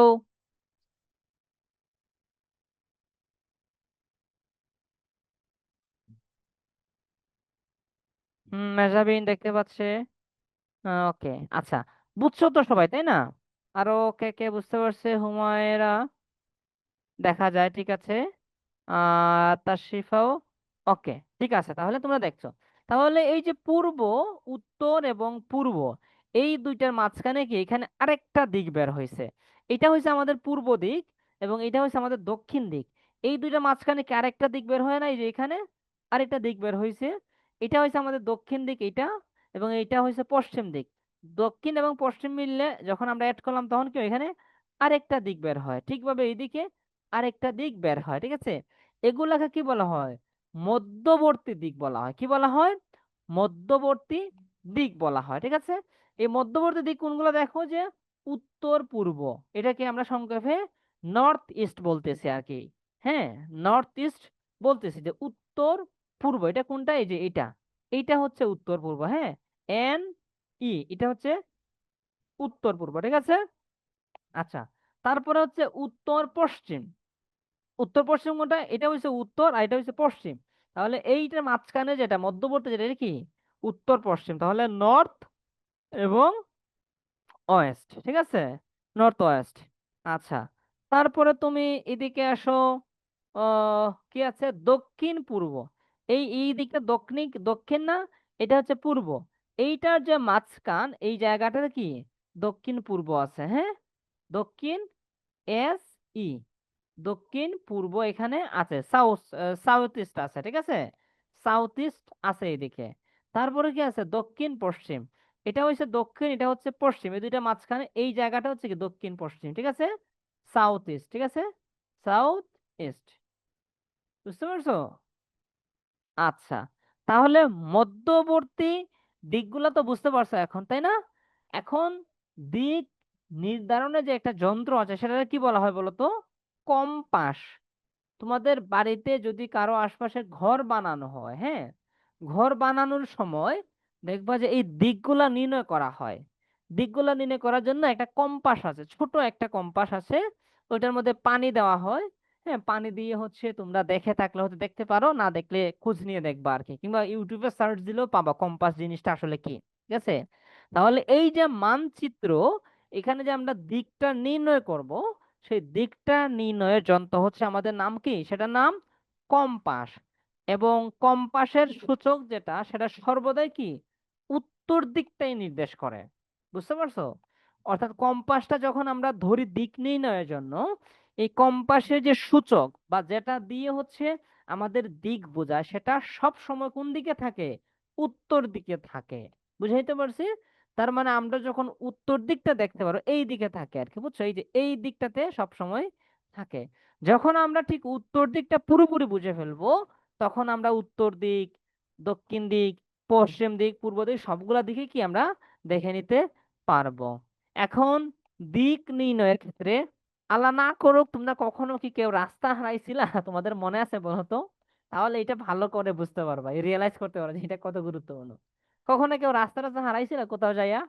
ধরো ভুলে রাস্তা ভুলা গেছো, বা তোমার আশপাশে কেউ নাই, কিংবা তোমার হাতে ফোন নাই, তুমি খুঁজে পাবা, অথবা হচ্ছে ফোন থাকলো তোমার কাছে ডাটা নাই, এরকম কি কারোর সাথে হয়েছে কখনো? আচ্ছা, আচ্ছা, তোমাদের সাথে যদি কখনো এরকম হইতো তাহলে এটা খুবই বিপদে পড়তো আর কি। ওই সময় হচ্ছে তুমি যদি ম্যাপটা ঠিক মতো বুঝে নিতে পারো, তুমি যে কোনো জায়গাতে থাকো না কেন, ইনশাল্লাহ তুমি বের হয়ে চলে আসবে ওখান থেকে। বুঝতে পারছো? এজন্য হচ্ছে ওই সময় তোমার যেটা করতে হবে, কোন দিকে, ওই পূর্ব পশ্চিম উত্তর দক্ষিণ এটা নির্ণয় করে ফেললেই তুমি ওখান থেকে ধীরে ধীরে বের হয়ে চলে আসতে পারবা। এরকম নতুন কোনো জায়গাতে গেলে দেখবা যে তুমি নামাজ পড়তে যাবা, তুমি পশ্চিম দিক কোনটা খুঁজে পাচ্ছ না, তোমার কাছে মনে হচ্ছে যে এটা কনফিউজিং। আমি কোথায় জানি রিসেন্টলি গিয়েছিলাম, গত 4-5 মাস আগে হতো, গিয়ে হচ্ছে আমি আমার বোনের বাড়িতে, বেশি দূরে না, আমার বোনের বাড়িতে গিয়ে হচ্ছে আমি নামাজ পড়ে বলছি ভুল দিকে, নামাজ পড়ার পরে ও বলতেছে ভাইয়া তুমি তো ভুল দিকে নামাজ পড়ছো, বুঝছো? তাহলে এই মানচিত্রটা হচ্ছে দিক নির্ণয়ের জন্য খুবই গুরুত্বপূর্ণ। এবং দিক নির্ণয়ের ওয়ে হচ্ছে তোমার এই যে 4টা দিক আছে, উত্তর দক্ষিণ পূর্ব পশ্চিম, এটা যদি তুমি ফাইন্ড আউট করে ফেলতে পারো, তুমি খুব ইজিলি দিকটা নির্ণয় করে ফেলবা। এবং এর মাঝখানে আরো 4টা দিক আছে, সেগুলা দেখে ফেললে আরো সহজে বুঝতে পারবা। আরেকটা জিনিস আমরা এখানে দেখলাম, যে দিক নির্ণয়ের জন্য যে একটা যন্ত্র আছে বা যে একটা মেশিন, ছোট একটা মেশিন আছে, সেটা কি, সেটা হচ্ছে কম্পাস, ঠিক আছে। এবং কম্পাস সবসময় কোন দিকে থাকে, উত্তর দিকে। এই 4-5টা পয়েন্ট আমরা এখানে পড়লাম, সবাই ক্লিয়ার? কোনো প্রশ্ন থাকলে বলো। হ্যাঁ, এক্স্যাক্টলি, হ্যাঁ, চরে গেলে এটা বোঝা যায় না, জঙ্গলে গেলেও বোঝা যায় না, এক্স্যাক্টলি। ট্যুরে গেলে এই সমস্যাটা বেশি হয় আর কি। ধরো তুমি কোথাও পাহাড়ে গেছো, ও মাই গড, ওখানে নেটওয়ার্ক কাজ করে না, তারপরে ধরো ফোনে কাউকে পাওয়া যায় না, ওখানে মানুষগুলো অপরিচিত, ওই সময়ে হচ্ছে এটা খুবই বিপদে পড়া হয় আর কি। আবার চরে বা ওই যে সমুদ্রে গেলে ওইগুলো সমস্যাগুলো হয় আর কি। হ্যাঁ, আচ্ছা, ঠিক আছে। তাহলে আমরা আরেকটু সামনে যাব এখন, যেহেতু তোমরা সবাই বুঝতে পেরেছো। আমরা তাহলে একটু সামনে যাই, যে এখন আমরা মানচিত্র দেখলাম, মানচিত্রের প্রকারভেদ দেখলাম, মানচিত্রের উপাদান দেখলাম, দিক কিভাবে নির্ণয় করতে হয় সেটা দেখলাম। এখন আমরা দেখব কি, যে ভূমির উচ্চতা ও ঢাল নির্ণয়। ঠিক আছে, অর্থাৎ তুমি যদি কোনো পাহাড়কে মাপতে যাও বা টিলা এগুলা যে মাপতে যাও, তখন তোমার কি লাগবে? উচ্চতা কিন্তু লাগবে। অর্থাৎ তোমরা যে জ্যামিতি ক্লাস করো না, জ্যামিতি ক্লাস তোমরা করে আসছো, হ্যাঁ, জ্যামিতির ক্লাসগুলোতে এগুলো খুবই কাজে লাগে আর কি। হ্যাঁ, তো এটা কিভাবে মাপা হয় দেখো, যে সম কয়েকটা উচ্চতা ডালনের কয়েকটা পদ্ধতি আছে। একটা প্রথমটা হচ্ছে যে সম উচ্চ রেখা। কয়েকটা পদ্ধতির মধ্যে একটা হচ্ছে সম উচ্চ রেখা। এবং কিভাবে সেটা করা হয়, যে সম উচ্চ যে স্থানগুলো আছে সেগুলোকে সংযোগ করে রেখা একটা তৈরি করা হয়। যেমন পাহাড় বা টিলা, অর্থাৎ সমান উঁচুতে যে বিভিন্ন জায়গাগুলো আছে সবগুলোকে কি করি আমরা, রেখা অঙ্কন করে এক জায়গায় নিয়ে এসে আমরা সংযোগ করে কি করি, ওইটাকে নির্ণয় করে আর কি, বা মাপি বলা চলে আর কি। আরেকটা হচ্ছে রঙের ব্যবহার। উচ্চতা কিংবা গভীরতা প্রকাশ করার জন্য এটা ব্যবহার করা হয়। যেমন সবুজ নিম্নভূমি, বাদামি উচ্চভূমি। যেমন এটা সবচেয়ে সহজ উদাহরণ দেখবা, যে খেলার যে মাঠগুলো আছে, বুঝছো, সেই মাঠগুলো তো দেখবা যে তোমরা হচ্ছে বিশেষ ক্রিকেট খেলার ক্ষেত্রে হবে, দেখবা যে সুন্দর করে ওই যে তোমার হচ্ছে সাদা গুঁড়া দেওয়া হয়, চালের গুঁড়া বিভিন্ন গুঁড়া দিয়ে কি করা হয়, সাদা জিনিস দিয়ে হচ্ছে সুন্দর করে দাগ টানা হয় বা কালার করা হয়। বুঝতে পারছো? তুমি যদি বীজ যেগুলা, ওই যে ক্রিকেটের বীজ যেগুলো, ওখানে দেখবে সুন্দর করে এরিয়া বর্ডারিং কিন্তু করা হয়, রং ব্যবহার করে। ঠিক আছে, তারপরে আরেকটা আছে ছায়া চিত্র। ছায়ার মাধ্যমে ডাল প্রকাশ করা হয়। এটা হচ্ছে পর্বত অঞ্চল প্রদর্শন করার ক্ষেত্রে, অর্থাৎ ছায়া মাপা হয়। এটা পাহাড় কতটুকু উঁচু আছে ওইটা যে ছায়া পড়ে, ছায়া মেপে অনেক সময় এটা মাপা যায়। তোমরা হয়তো দেখো নাই বা শোনো নাই, আমি হচ্ছে ওটা দেখেছি, আমাদের আমাদের দাদুদের থেকে শুনেছি যে এখন তো আমাদের হাতে ঘড়ি আছে সবার হাতে। এক সময় হচ্ছে মানুষে কি করতো, যে সময়টা বোঝার জন্য কি করতো, রোদে গিয়ে দাঁড়াতো, তার নিজের যে ছায়া, ওই ছায়া দেখে তারা সময়টা নির্ণয় করতো। অর্থাৎ এখন তারা কয়টা বাজে তারা সেটা বুঝে ফেলতো ছায়া দেখে। বুঝতে পারছো? তো এরকম হচ্ছে এটাও মাপা, এটা খুবই সেকেলে পদ্ধতি কিংবা অনেক সনাতন পদ্ধতি বলা চলে। এটা এরকম কাজে লাগে, তারপরও বলছে আর কি এখানে। ঠিক আছে, এই ছায়া মেপেও কি করা যায়, উচ্চতা বা ঢাল নির্ণয় করা যায়। হ্যাঁ, আচ্ছা, এখানে কিছু বিশেষ লক্ষণ আছে দেখো, যে রেখাগুলো যত ঘন হয় ঢাল তত খাড়া হবে। বুঝতে পারছো? অর্থাৎ রেখাগুলো টিলার উপর রেখাগুলো টানি না, ওগুলো যত বেশি ঘন হবে ডাল তত খাড়া হবে। আর রেখাগুলো যত দূর হবে ডাল তত কি মৃদু হবে। ঠিক আছে, একটা বৈশিষ্ট্য বলা আছে। আমাদের এখানে প্রশ্ন আসতে পারে যে কখন ভূমির কিংবা উচ্চতার যে ঢাল আছে সেটা কখন মৃদু হয়। আমরা কি বলতে পারি, যে রেখাগুলো যখন যখন বেশি দূর হয় তো তো তখন কি হয়, মৃদু হয়, আর যখন বেশি ঘন হয় তখন খাড়া হয়। ওকে, আচ্ছা। তারপরে আমরা একদম শেষের দিকে প্রথম অধ্যায়ে চলে আসছি। প্রথম যে 3 নম্বর যে অধ্যায় যেটা আমরা পড়া শুরু করছিলাম, এটা শেষের দিকেই চলে আসছি। এখানে দেখা আসে যে মানচিত্র পাঠের কয়েকটা ধাপ আছে। আমরা হচ্ছে প্রথমে ওই যে এটা হচ্ছে তোমার ওই যে যে প্রিন্টের যে ম্যাপ গুলা থাকে আর কি, ধরো তোমার টেবিলে একটা ম্যাপ আছে কিংবা কোনো ক্যালেন্ডারে ম্যাপ আছে, ওগুলার কথা বলতেছে। যে প্রথমে আমরা কি দেখে নিতে পারি, যে সূচি দেখে প্রতীকের অর্থ বুঝে নেওয়া। অর্থাৎ নিজস্ব প্রত্যেকটা ম্যাপের মধ্যে কি নিজস্ব কিছু প্রতীক থাকে আর কি। হ্যাঁ, তো এইটা হচ্ছে আমাদেরকে প্রথমে বুঝে নিতে হবে, যে কোন প্রতীক দিয়া যে এই মানচিত্রটা রেডি করেছে সে আসলে কি বুঝাইছে, এটা আগে শুরুতে বুঝে নিতে হবে। হ্যাঁ, 2 নম্বর আছে দিক নির্দেশন, দিকটা নির্ণয় করে নিতে হবে, যে তুমি কোন দিকে এই মুহূর্তে আছো সেটা বুঝে আমাদেরকে নিতে হবে। 3 নম্বর যে স্কেল অনুযায়ী দূরত্ব নির্ণয় করা। 4 নম্বর উচ্চতা ও ঢাল নির্ণয় করা, তথ্য বিশ্লেষণ এবং সিদ্ধান্তে পৌঁছানো আর কি। এগুলো আসলে অনেক অ্যাডভান্স কাজ, এগুলো আমাদের প্র্যাকটিক্যাল লাইফ অতটা লাগে না। এগুলো লাগবে যখন কোনো পরিকল্পনা প্রণয়নের ক্ষেত্রে কিংবা কোনো গবেষণার ক্ষেত্রে, এই বিষয়গুলো ওইরকম ওখানে লাগে আর কি। ঠিক আছে, এক্স্যাক্টলি। হ্যাঁ, এই যে মেজার গুরুত্বপূর্ণ একটা কথা বলছে, যে আগের মানুষ কি করতো, সূর্য ও ঘড়ি সূর্য, হ্যাঁ, মানে ঘড়িটাকেই তারা সূর্যের মতো করে ব্যবহার করতো আর কি। সূর্য কখন কোথায় আসছে এটা দেখে তারা সময়টা নির্ণয় করতো আর কি। ঠিক আছে, আচ্ছা। তারপরে আমরা যাব আরো সামনে, মানচিত্রের ব্যবহার ও প্রয়োগ, এটা আমরা শুরুতেই পড়ে আসছিলাম। যে আসলে মানচিত্র কোথায় কোথায় লাগে, আমরা দেখে আসলাম যে শিক্ষা ও গবেষণা মানচিত্র লাগে। তারপরে আহ যেমন ধরো ভূগোল, হ্যাঁ, যেমন এই মুহূর্তে হচ্ছে তোমার অনেক গুরুত্বপূর্ণ একটা ইস্যু হচ্ছে ক্লাইমেট ইস্যু, বুঝতে পারছো? অর্থাৎ এই যে ভূপ্রকৃতির যে সমস্যাগুলো হচ্ছে, জলবায়ুর যে বিভিন্ন পরিবর্তন হচ্ছে, হ্যাঁ, এগুলা নিয়ে প্রচুর গবেষণা কিন্তু হচ্ছে, বুঝছো? যেমন ধরো আমাদের সিলেটের সুনামগঞ্জে প্রতি বছর বন্যা হচ্ছে। রিসেন্টলি হচ্ছে তোমার হচ্ছে খুলনা, নোয়াখালী, এগুলো তো কি বন্যা হচ্ছে। এই যে বন্যাটা হচ্ছে কেন হচ্ছে, এই বন্যাগুলো কিভাবে রোধ করা যায়, এই বিষয়গুলোকে আমাদের জানার জন্য প্রচুর গবেষণার দরকার আছে কিন্তু। এই গবেষণা করতে গেলে, সঠিকভাবে গবেষণা করতে গেলে কি লাগবে তোমার? এই ম্যাপের ব্যবহারটা ঠিকঠাক মতো আমাদেরকে জানতে হবে, বা ম্যাপের ব্যবহার ঠিকমতো করতে হবে। তারপরে 2 নম্বর আসলে পরিবেশ ব্যবস্থাপনা। এটাও আমি বলে দিছি ওই জায়গাতে, পরিবেশ ব্যবস্থাপনার ক্ষেত্রে। তবে কৃষি, মাটি, কৃষির ক্ষেত্রে ম্যাপটা গুরুত্বপূর্ণ। মাটি, উচ্চতা, জলবায়ুর উপর ভিত্তি করে ফলাফল, ফসল নির্ণয় করা, এই বিষয়গুলো কি ওই সময় ওখানে লাগে, অনেক গুরুত্বপূর্ণ, ঠিক আছে?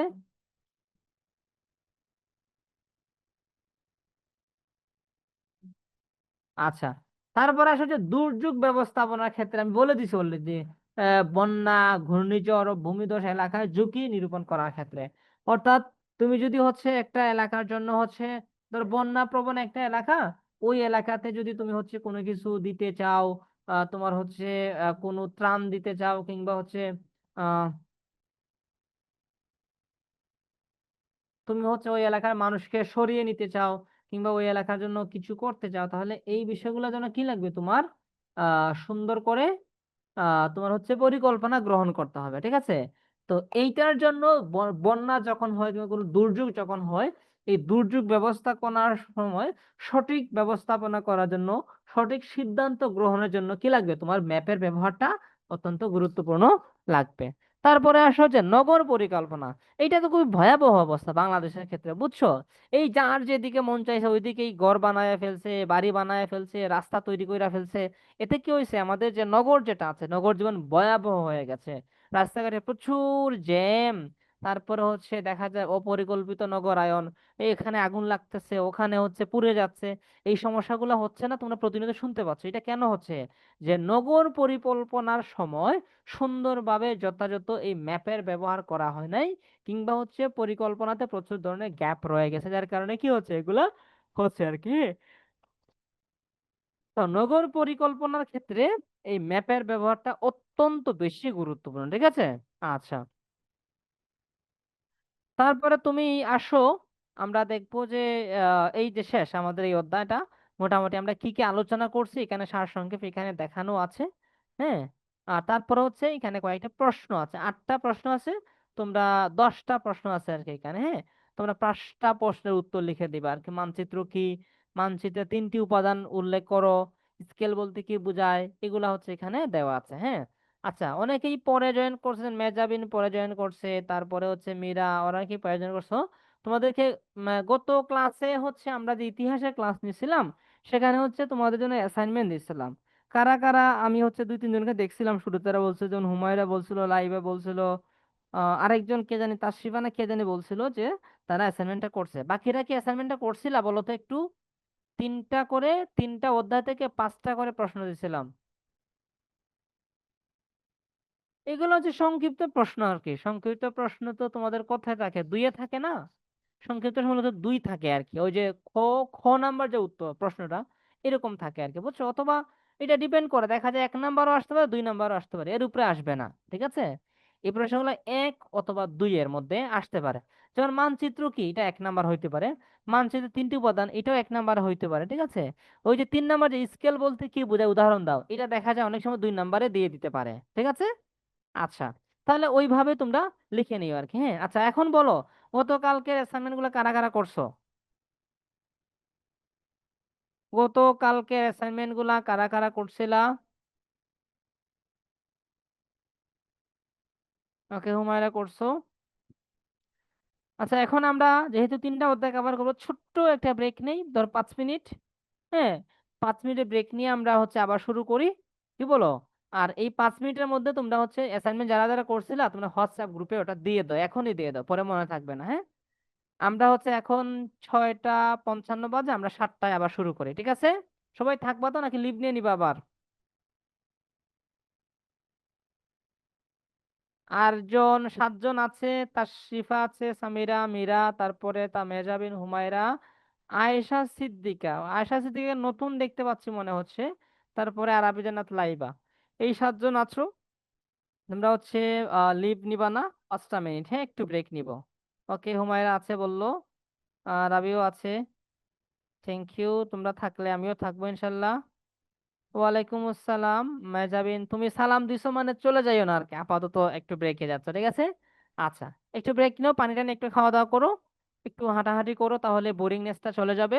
তারপরে এসে ইনশাল্লাহ আমরা পরের অধ্যায়, পরের অধ্যায়টা হচ্ছে তোমার 6 নাম্বার বাড়িমণ্ডল। এই বাড়িমণ্ডলটা, হ্যাঁ, এইটা হচ্ছে আমরা ইনশাল্লাহ পরে 6টা থেকে 7টা থেকে শুরু করে দিব আর কি, হ্যাঁ। ঠিক আছে, চলো একটু ও, ঘুরে আসো বা একটু পানি টানি খাই আসো, এখানে আমরা ব্রেক দিলাম।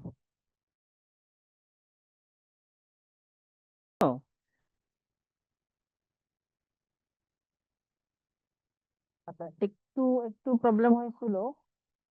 হ্যাঁ হ্যাঁ হ্যাঁ, আমি আছি আছি আছি, এই যে নেটওয়ার্কে না, ওই যে ল্যাপটপে একটু সমস্যা হয়েছিল আর কি, বুঝছো? ল্যাপটপে হচ্ছে মাউসটা কাজ করতেছিল না, কিবোর্ডটা কাজ করতেছিল না, এর জন্য একটু কি হয়ে গেল। আচ্ছা, আমরা হচ্ছে আহ 6 নাম্বার অধ্যায় ছিলাম না? এই অধ্যায়টা হচ্ছে আমরা তোমাদের হচ্ছে বই থেকে দেখাই, হ্যাঁ, বই থেকে মূল পয়েন্টগুলো আমি তোমাদের একটু দেখাই। তোমরা একটু স্ক্রিনটা দেখো, একটু সমস্যা হওয়ার কারণে ওইটা হচ্ছে কাজ করছে না তো। একটু দেখো, আশা করি এখান থেকে আমরা কভার করতে পারবো। আমি ক্লাস শেষ করলে তোমাদেরকে হচ্ছে নোটটাকে একটু আপডেট করে এটা সহ দিয়ে দিব, না কোনো সমস্যা হবে না, ঠিক আছে? আপাতত গুরুত্বপূর্ণ বিষয়গুলো তোমরা এখান থেকে দেখে নাও, ওকে? আচ্ছা, ঠিক আছে। চলো আমি তোমাদের একটু দাগ দিয়ে দেখাচ্ছি কোন কোন বিষয়গুলো পড়াচ্ছে এখানে, দেখো। যে আমরা এইখানে পড়তেছি যে হাইড্রোস্ফিয়ার, যে বায়ুমণ্ডল, হ্যাঁ, 6 নাম্বার অধ্যায়টা যে বায়ুমণ্ডল। বায়ুমণ্ডলটা কি? যে বায়ুমণ্ডলটা হচ্ছে আহ তোমার হচ্ছে দাঁড়াও, এখানে একটু সমস্যা করতেছে। আচ্ছা, আমি ডিরেক্টলি এখানেই চলে আসলাম, হ্যাঁ। এই যে বায়ুমণ্ডলের ধারণাটা আমরা দেখি যে বায়ুমণ্ডলের যে ইংলিশ যে শব্দ যেটা আসছে সেটা হচ্ছে হাইড্রোস্ফিয়ার, হ্যাঁ। যে হাইড্রো শব্দের অর্থটা কি? যে পানি। আর স্পেয়ার শব্দের অর্থ কি? মণ্ডল, ঠিক আছে? বাড়িমণ্ডল হচ্ছে, বাড়ি বলতে বৃষ্টি আমরা বুঝি না, যে বাড়ি বা বাড়ি বাদল, বৃষ্টি বাদল, এগুলো আমরা বলি না, এরকম আর কি, হ্যাঁ। আচ্ছা, তাহলে হাইড্রো অর্থ হচ্ছে পানি, আর সর্বোচ্চ মণ্ডল। যে পৃথিবীর সর্বত্র রয়েছে পানি। এই বিশাল জলরাশি পৃথিবীর বিভিন্ন স্থানে বিভিন্ন অবস্থায় থাকে, যেমন কোনো কোনো জায়গাতে কঠিন অবস্থায় থাকে, আবার কোনো কোনো জায়গাতে কি থাকে? গ্যাস অবস্থায়, জলীয় বাষ্প আকারে থাকে, আবার কোনো কোনো জায়গাতে তরল অবস্থায় থাকে। আমরা কিন্তু মূলত পানি বলতে এই তরল যেটা বুঝি এটাকেই কিন্তু বুঝে থাকি, বুঝতে পারছো? আমরা যে পানিটা পান করি, আমাদের নদীতে যে পানিটা আছে, পুকুরে যে পানিটা আছে, এটাকে আমরা মূলত পানি বলে থাকি। কিন্তু এর বাহিরেও কি আছে? আরো কিন্তু পানি আরো বিভিন্ন ভাবে থেকে থাকে, যেমন বরফ, বরফ বেঁধে পানিটা থাকে। আবার গ্যাসের মতো করে বা জলীয় বাষ্প আকারেও কিন্তু পানিটা থেকে থাকে, বুঝতে পারছো? আচ্ছা, এবং আমরা যদি আর একটু নিচে আসি, এই জায়গাটাতে পৃথিবীর সকল জলরাশির শতকরা 97 ভাগ রয়েছে পানি, বুঝতে পারছো?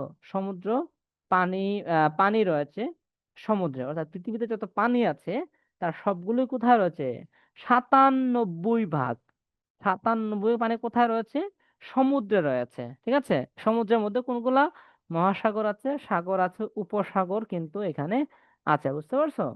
তার মানে হচ্ছে যে আমাদের বাংলাদেশকে নদীমাতৃক দেশ বলা হয়। বাংলাদেশে কিন্তু প্রচুর পানি আছে, ঠিক আছে? তারপরে হচ্ছে যখন বন্যা হয় অনেক কিছু কিন্তু আমাদের ভাসায় নিয়ে যায়। তারপরও বলা হচ্ছে যে এগুলো আসলে এত বেশি পানি না। সবচেয়ে বেশি পানি কোথায় আছে? যে 97 ভাগ পানি কোথায় আছে? শুধুমাত্র সমুদ্রেই কিন্তু রয়েছে। তার মানে, এবং তোমরা নিশ্চয়ই আরেকটা তত্ত্ব জানে যে নিতে দেওয়া আছে, দেখো, যে মাত্র 3 ভাগ পানি রয়েছে নদী। আচ্ছা, এটা তো আছে, আরেকটা কথা আছে যে পৃথিবীর যে টোটাল যে সীমানা আছে, বুঝতে পারছো, তার 3 ভাগের 2 ভাগই হচ্ছে পানি, বুঝতে পারছো? তার মানে হচ্ছে পানি হচ্ছে পৃথিবীর সবচেয়ে বড় অংশ। এবং এই পানি হচ্ছে আমরা যতটুকু দেখছি দেখছি, আমরা যতটুকু কল্পনা করছি এর বাহিরেও অনেক বেশি পানি কিন্তু রয়েছে, ঠিক আছে। এবং এই পানিগুলো অধিকাংশ সমুদ্র রয়েছে, মাত্র 3 ভাগ পানি আমাদের আশপাশে রয়েছে, নদী আশপাশে রয়েছে আর কি, ঠিক আছে। আচ্ছা, তারপরে আমরা আরো সামনে যাব। আরো সামনে গিয়ে যদি দেখি, এখানে একটা চার্ট আমরা দেখতে পাচ্ছি, এই চার্টটা যদি আমরা একটু বুঝতে যাই, দেখো যে এই চার্টের মধ্যে হচ্ছে পানির জলবেগের বিভিন্ন নাম দেওয়া আছে। হ্যাঁ, এটা হচ্ছে আমরা এত গুরুত্ব দেওয়া হচ্ছে এখানে একটু দেখবো না, আমরা একটু সামনে যাব। যে সাগর মহাসাগর এবং পানি, যে এখানে আমরা জানি যে 97 ভাগ পানি কিন্তু এই সাগর মহাসাগরে, এই জায়গাতে 97 ভাগ পানি কিন্তু রয়েছে। আমি একটু বড় করি, তোমরা বোধহয় দেখতে অসুবিধা হইতে পারে। ওকে, এখন ঠিক মতো দেখতে পারবো, হ্যাঁ। আচ্ছা, তাহলে এই 97 ভাগ পানি কোথায় আছে? যে সাগরে আছে, মহাসাগরে আছে, আর কোথায় আছে? সাগর, মহাসাগর, উপসাগরে এই 97 ভাগ পানি আছে। এগুলা নিয়ে কি বলছে দেখো, যে বায়ুমণ্ডলের উন্মুক্ত বিস্তীর্ণ বিশাল লবণাক্ত জলরাশিকে বলা হয় মহাসাগর বলা হয়, ঠিক আছে। আচ্ছা, তারপরে পৃথিবীর 5টি মহাসাগর আছে, সেগুলো কোনগুলা? প্রশান্ত মহাসাগর আছে, আটলান্টিক মহাসাগর আছে। এই যে পৃথিবীতে কয়টি? 5টি মহাসাগর আছে: প্রশান্ত মহাসাগর, আটলান্টিক মহাসাগর, আরেকটা আছে কি ভারত মহাসাগর, উত্তর মহাসাগর এবং দক্ষিণ মহাসাগর। পৃথিবীতে 5টি মহাসাগর আছে, হ্যাঁ। আচ্ছা, তাহলে এই মহাসাগরগুলোতে কতটুকু পানি আছে? 97 ভাগ পানি। মহাসাগরের বাহিরেও আরো পানি আছে, ঠিক আছে। আচ্ছা, তাহলে আমাদের এখানে প্রশ্ন হচ্ছে এমসিকিউ কিংবা যে কোনো আসতে পারে, পৃথিবীতে কয়টি মহাসাগর আছে সেগুলোর নাম লেখো। 5টি মহাসাগর আছে, সেগুলোর নাম আমরা এখানে দেখলাম, ঠিক আছে? তারপরে আমরা যাবো আরো সামনে।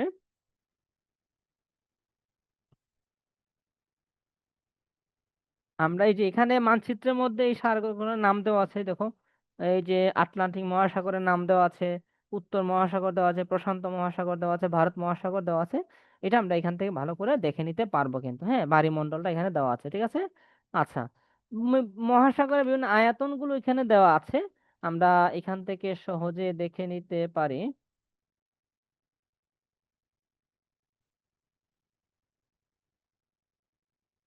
হ্যাঁ, এমসিকিউটা আছে। আহ এখান থেকে ম্যাপ থেকে এমসিকিউ খুব একটা ওরকম আসবে না, এখান থেকে এমসিকিউ আসতে পারে, বুঝছো? এই যে এখান থেকে আসতে পারে, যেমন ধরো আটলান্টিক মহাসাগরের আয়তন কত? হ্যাঁ, এইটা এখানে বলা আছে আর কি, ঠিক আছে। কোন মহাসাগরের গভীরতা কত? যেমন প্রশান্ত মহাসাগরের গভীরতা কত, দেখো, যে তোমার 400 কত, যে 4270 মিটার গভীরতা, ঠিক আছে। তারপরে আটলান্টিক মহাসাগরের গভীরতা আর একটু কম, 3932 মিটার। তারপরে হচ্ছে ভারত মহাসাগর 3900 কত 62 মিটার। উত্তর মহাসাগর খুবই কম, মাত্র 824 মিটার। আর দক্ষিণ মহাসাগর তো আরো কম, মাত্র 149 মিটার আর কি, ঠিক আছে। আচ্ছা, এগুলা তোমরা একটু দেখে নিতে পারো আর কি, শুধু এইটুকু একটু নোট করে নিও আর কি, বা তোমরা এগুলো একটু মনে করে নিও, তাহলে এগুলো তোমাদের মনে থাকবে বেশি করে আর কি, হ্যাঁ। অথবা আমি যে চারটা যে লেকচার শিটে দিব, ওখানে এগুলো ইনক্লুড করে দিব, যেগুলো তোমাদের জন্য গুরুত্বপূর্ণ, টেনশনের কিছু নাই, ঠিক আছে। আচ্ছা, চলো তাহলে আমরা আরো সামনে যাই। যে আরো সামনে যায়, দেখো, যে সমুদ্রের তলদেশের ভূ ভূমিরূপ ও সামুদ্রিক সম্পদ। তোমরা নিশ্চয়ই জানো যে ভূমিতে, সমুদ্রের নিচে বিভিন্ন সম্পদ কিন্তু রয়েছে এখানে, হ্যাঁ। এমনকি সমুদ্র বিজ্ঞান নামে কিন্তু আলাদা একটা বিজ্ঞানের শাখাই কিন্তু আছে। সেখানে এই সমুদ্রের নিচে যে বিজ্ঞানগুলো আছে সেগুলো নিয়ে তারা অনেক গবেষণা করে থাকে, ঠিক আছে। দেখ, সমুদ্রের তলদেশে ভূমির কিরকম আছে, যে ভূপৃষ্ঠের উপরে ভূমিরূপ যেমন উঁচু নিচু আছে, তেমনি কি সমুদ্রের যে তলদেশ সেখানেও কি আছে, উঁচু নিচু আসে, বা সেই জায়গাটাও অসমান আছে। কারণ সমুদ্র তলদেশে আগ্নেয়গিরি, শৈল শিরা, উচ্চভূমি ও গভীর খাত প্রভৃতি বিদ্যমান আছে, ঠিক আছে। তার মানে হচ্ছে এই যে আগ্নেয়গিরি, শৈলশিলা, উচ্চভূমি, এগুলো কোথায়? সমুদ্র সীমার নিচে কিন্তু রয়েছে, হ্যাঁ। তারপরে শব্দ তরঙ্গের সাহায্যে সমুদ্রের গভীরতা মাপা হয়। একটা সমুদ্রের গভীরতা কতটুকু, সেটা কি দিয়ে মাপা হয়? শব্দ তরঙ্গ দিয়ে মাপা হয়। এই যে আমরা এখানে দেখলাম এগুলো, হ্যাঁ।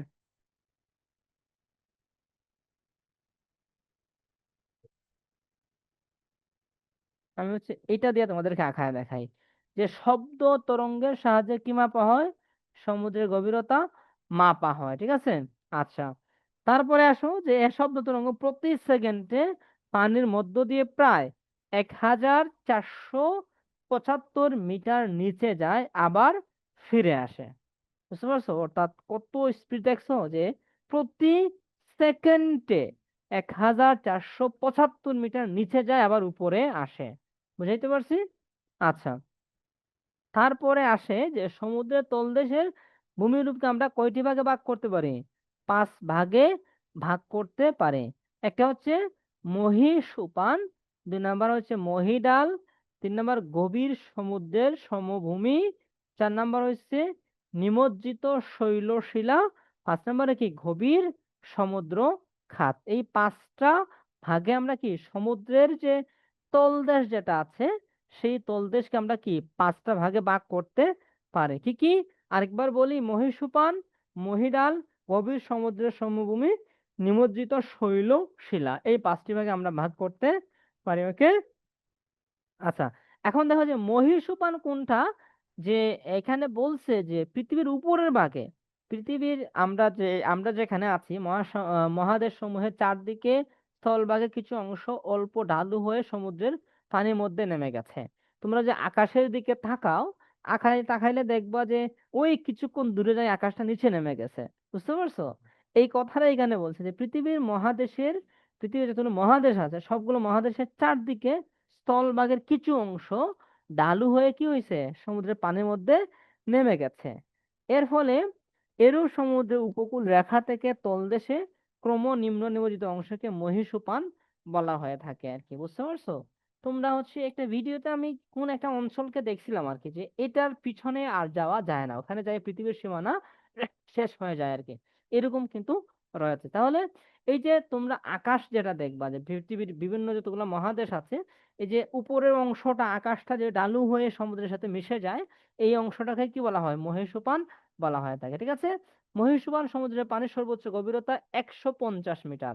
এটা আমাদের যে কোনো এমসিকিউতে আসতে পারে, যে মহীসোপানের সমুদ্রের পানির মিটার কত? 150 মিটার, ঠিক আছে।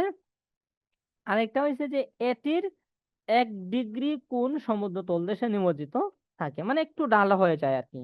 আচ্ছা, আমরা আর কিছু এই যে এখানে আমরা একটা মহীসোপান দেখতে পাচ্ছি, এই যে এইভাবে আসছে, এসে কি হয়েছে, এই জায়গা দিয়া কিন্তু এখানে যাচ্ছে। হ্যাঁ। আচ্ছা,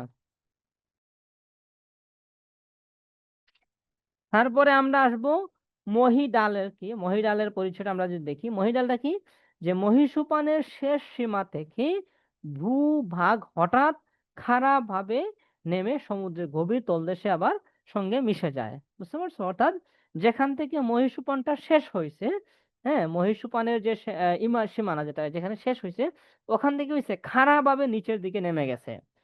নিচের দিকে নেমে গেছে পৃথিবীর যে অংশটা, সেটা নেমে গিয়ে কি হয়েছে, যে নদীর সাথে মিশে সমুদ্রের সাথে মিশে গেছে, গভীর অংশটা মিশে গেছে। এই যে ঢালু অংশটা, এটার কি বলা হয়? মহীডাল বলা হয় তাকে। ক্লিয়ার? এবং এটার গভীরতা কত, যে 200 থেকে 3000 মিটার পর্যন্ত হয়ে থাকে। বুঝতে পারছো? এর আগেরটা আমরা দেখছিলাম মাত্র 150 মিটার। এই যে মাত্র কত মিটার? 150 মিটার। মহীসোপানের গভীরতা কত? সর্বোচ্চ 150 মিটার। কিন্তু মহীডাল যেটা, এটা হচ্ছে তো অনেক বেশি, 200 থেকে তোমার 3000 পর্যন্ত হইতে পারে।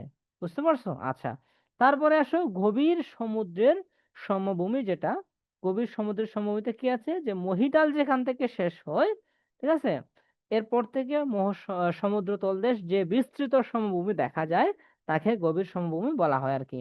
এবং এটার গভীরতা 5000 মিটার পর্যন্ত হইতে পারে। ওকে।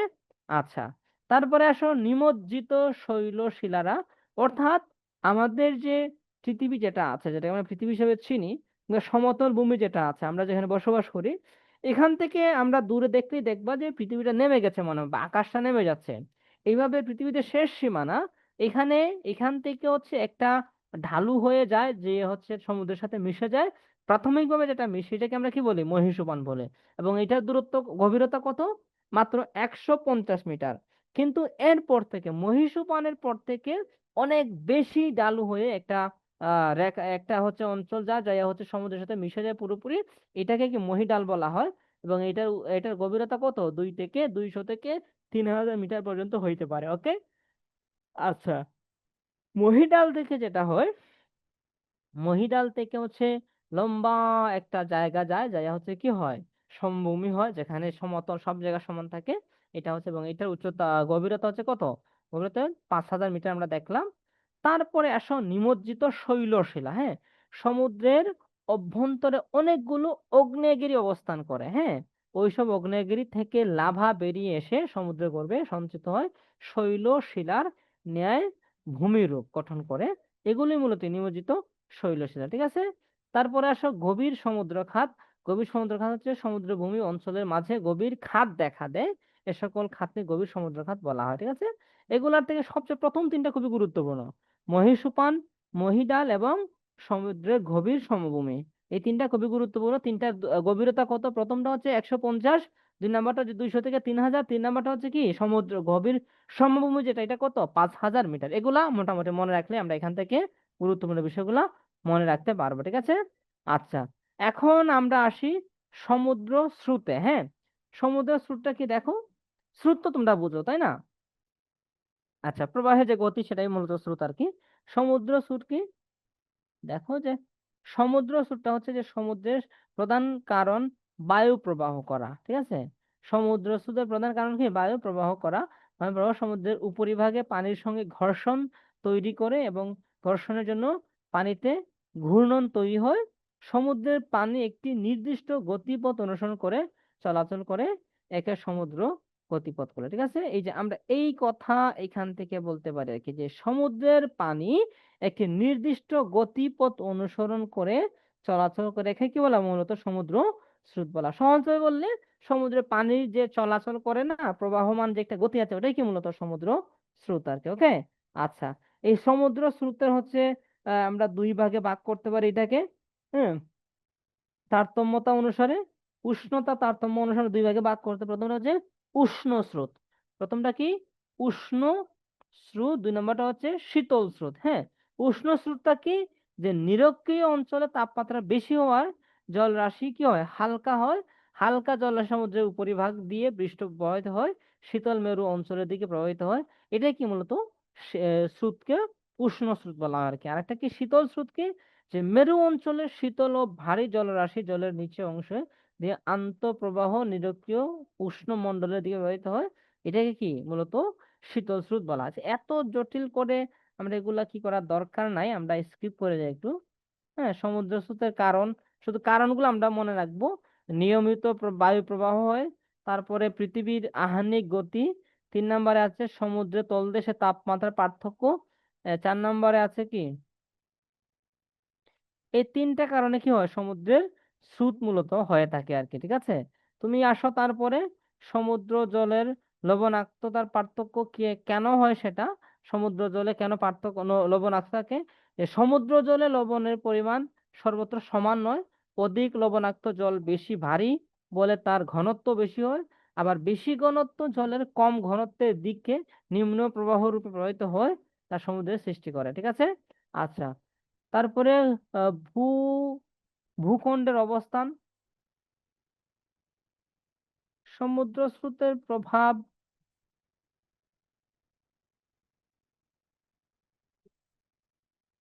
এই যে এখানে আমরা আসি, হ্যাঁ, জোয়ার ভাটাতে একটু আসি। জোয়ার ভাটাটা হয়তো একটু গুরুত্বপূর্ণ হইতে পারে। দেখো যে জোয়ার ভাটাটা কি, যে প্রধানত দুটি কারণে জোয়ার ভাটা সৃষ্টি হয়: এই চাঁদ ও সূর্যের মহাকর্ষণ শক্তির প্রভাব যখন হয়, তারপরে পৃথিবীর আবর্তনের ফলে কি উৎপন্ন কেন্দ্রাতিক শক্তি, এই দুটি কারণে কি হয়, জোয়ার ভাটা হয়ে থাকে আর কি মূলত। হ্যাঁ, প্রথমটা কি, যে চাঁদ ও সূর্যের মহাকর্ষ শক্তির প্রভাব। দুই নম্বরটা হচ্ছে পৃথিবীর আবর্তনের ফলে উৎপন্ন কেন্দ্রাতীত শক্তি আর কি। এই দুইটা কারণে মূলত জোয়ার ভাটা হয়ে থাকে।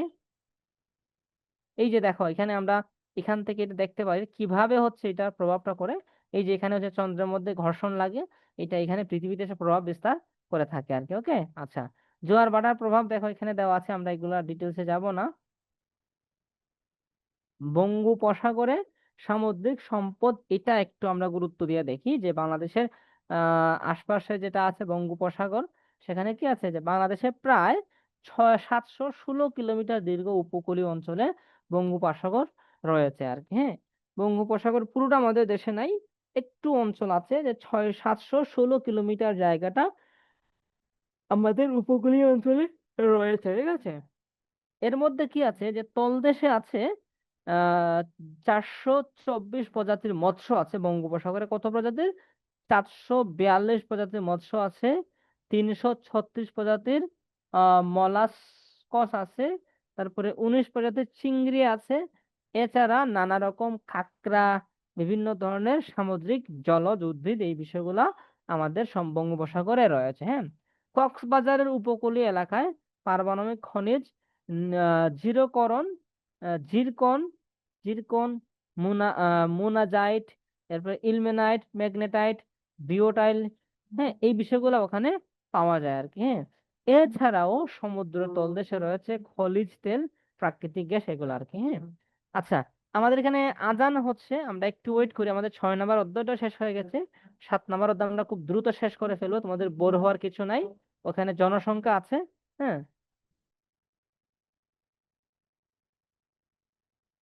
নম্বর অধ্যায়টা শেষ হয়ে গেছে, আমরা 7 নম্বর অধ্যায়ে হচ্ছে জনসংখ্যা আছে, এটা আমরা খুব দ্রুত শেষ করে ফেলবো। এটা আমরা সবাই জানি, তো তোমাদের হচ্ছে বোর হওয়ার কিছু নাই।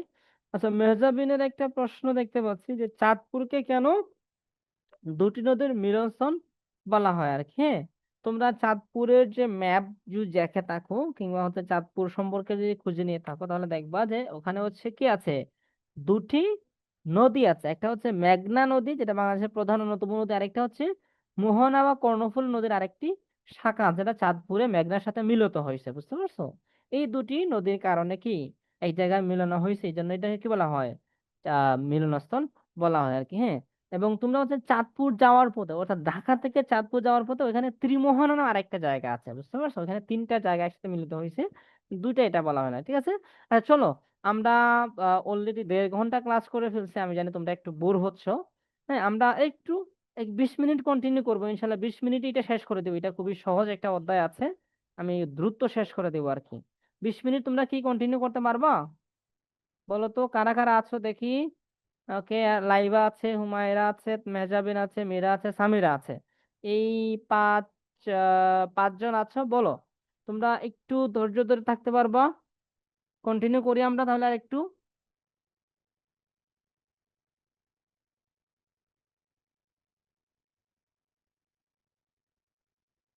ঠিক আছে হুমায়রা, তোমার যেহেতু নাই, তুমি যদি অনেকক্ষণ ক্লাস করছো তো সেক্ষেত্রে লিভ নিতে পারো।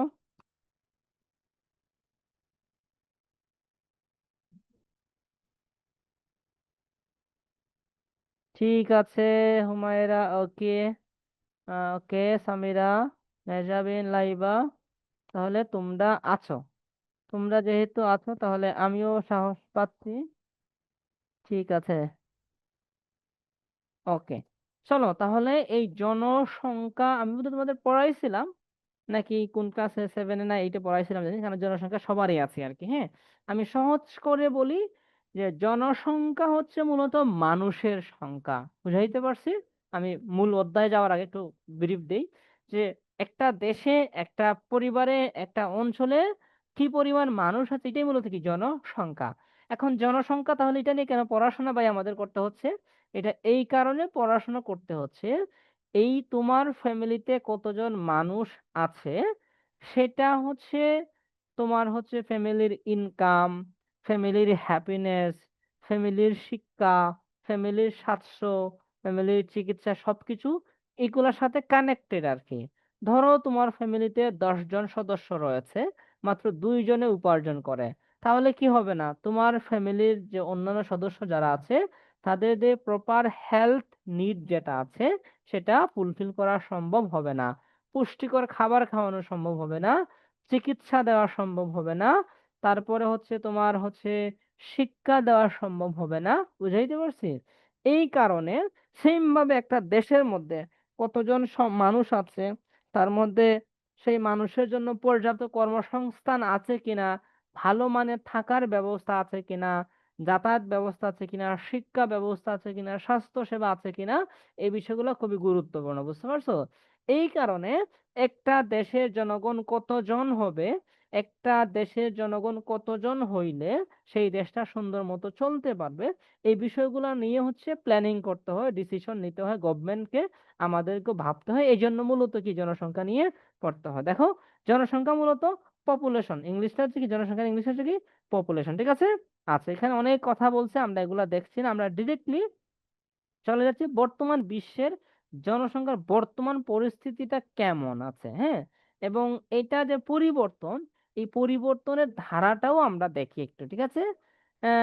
এখন আমরা যেটা একটু সামনে যাব, যে পৃথিবীতে অনেক যুগ পেরিয়ে গেছে ইতিমধ্যেই।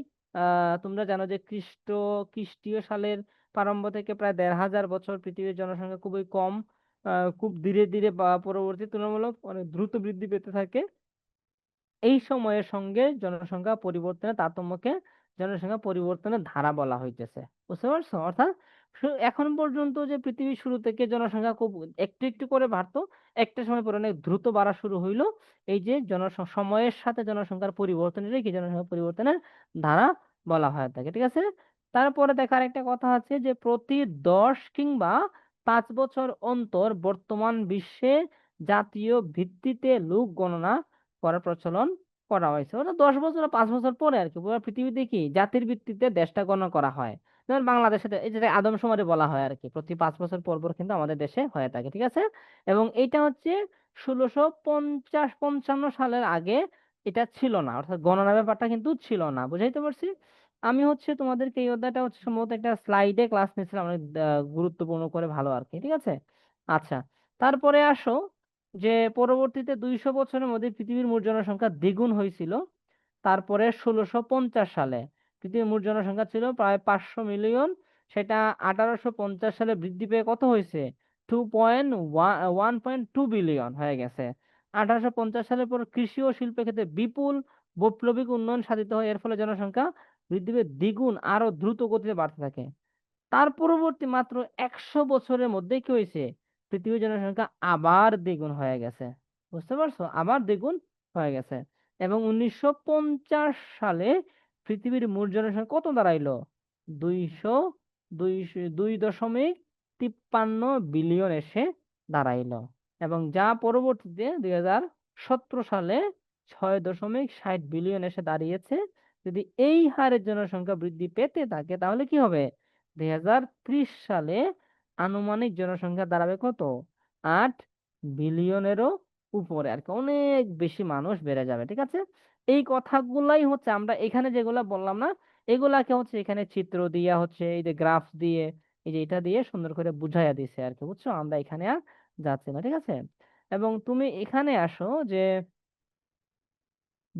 জনসংখ্যার ধারাকে আমরা ৩টি পর্যায়ে ভাগ ভাগ করতে পারি। প্রথম হচ্ছে প্রাথমিক পর্যায়।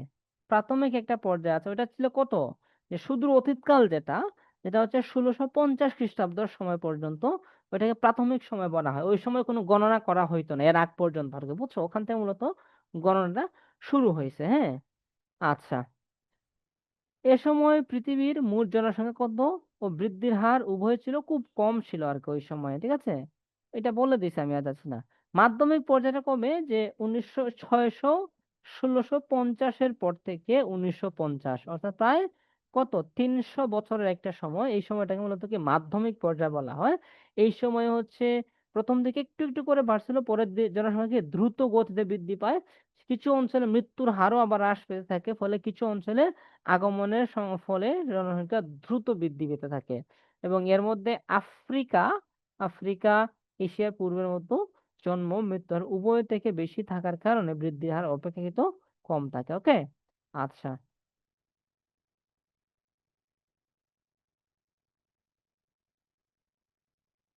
ওকে, ঠিক আছে, হ্যাঁ। মেজাবিন বলা দিয়েছে যে ১৯৫০ থেকে বর্তমান ২০২১ সাল পর্যন্ত আসছিল আর কি, হ্যাঁ, ঠিক আছে। মাধ্যমিক কালটা আমরা সাম্প্রতিক কাল যেটা, এই যেটা দেখে ফেলছি এখানে, এবং এখানে দ্রুত জনসংখ্যা বাড়ছে, এটা আমরা আগেই পরে আসছি, হ্যাঁ? এবং জনসংখ্যা উন্নত অঞ্চল বা অনুন্নত দেশসমূহ, এটা একটা বড় প্রভাব আছে এই জায়গাতে আর কি জনসংখ্যা বৃদ্ধির ক্ষেত্রে। যে উন্নত অঞ্চলে জনসংখ্যা বৃদ্ধির হার হ্রাস পেয়েছে, জনসংখ্যাও স্থিতিশীল হয়েছে। উন্নত যে অঞ্চল, যেমন ধরো আমেরিকা যুক্ত এই দেশগুলোতে কি জনসংখ্যা হ্রাস পেয়েছে তাদের, এবং তাদের যে বৃদ্ধির হার সেটা কি হয়েছে, স্থিতিশীল আছে। হ্যাঁ, যার কারণে জনসংখ্যা কাঠামো দেখলে বোঝা যায় যে এর ভূমি কম প্রশস্ত, উপরের দিকে প্রশস্ত কিছুটা বৃদ্ধি পেয়েছে, স্পিড হয়ে উপরের দিকে গিয়ে আবার শুরু হয়ে নিচের দিকে আসে। এই যে এটার কথা বলতেছে আর কি, এখানে এগুলো দেখাচ্ছে আর কি। আমরা সহজ কথায় বলি যে উন্নত যে দেশগুলা, সেখানে হচ্ছে জনসংখ্যা বৃদ্ধির হারটা খুবই কম, এবং হচ্ছে এটা বলা চলে স্থিতিশীল অবস্থায় আছে। কিন্তু অনুন্নত দেশ কিংবা উন্নয়নশীল দেশ যেগুলো, বাংলাদেশের মতো যে দেশগুলা, এগুলোতে জনসংখ্যা কি অনেক ব্যাপক হারে বাড়তেছে, বুঝছো? আচ্ছা, এখানে আসো তোমার উন্নয়নশীল দেশের ক্ষেত্রে দেখো, আমি বলে দিয়েছি এটা যে এখানে ব্যাপক হারে উন্নয়নশীল দেশসমূহে দশকে যে হারে মৃত্যুর হার কমেছে সে হারে জন্মহার কমেনি, বুঝছো? অর্থাৎ স্বাস্থ্য সেবাটা নিশ্চিত হওয়ার কারণে মৃত্যু হার অনেক কমে গেছে, কিন্তু জন্ম হার যেটা সেটা কমেনি আর কি, বুঝতে পারছো? আচ্ছা, তারপরে জনসংখ্যা পরিবর্তনের নিয়ামক, ঠিক আছে? অর্থাৎ কোন কোন বিষয়গুলা কাজে লাগাইলে জনসংখ্যাকে পরিবর্তন করা যায়, তার মধ্যে একটা আছে জন্ম হার নিয়ন্ত্রণ করা আর কি, বুঝছো? আচ্ছা, জনসংখ্যা,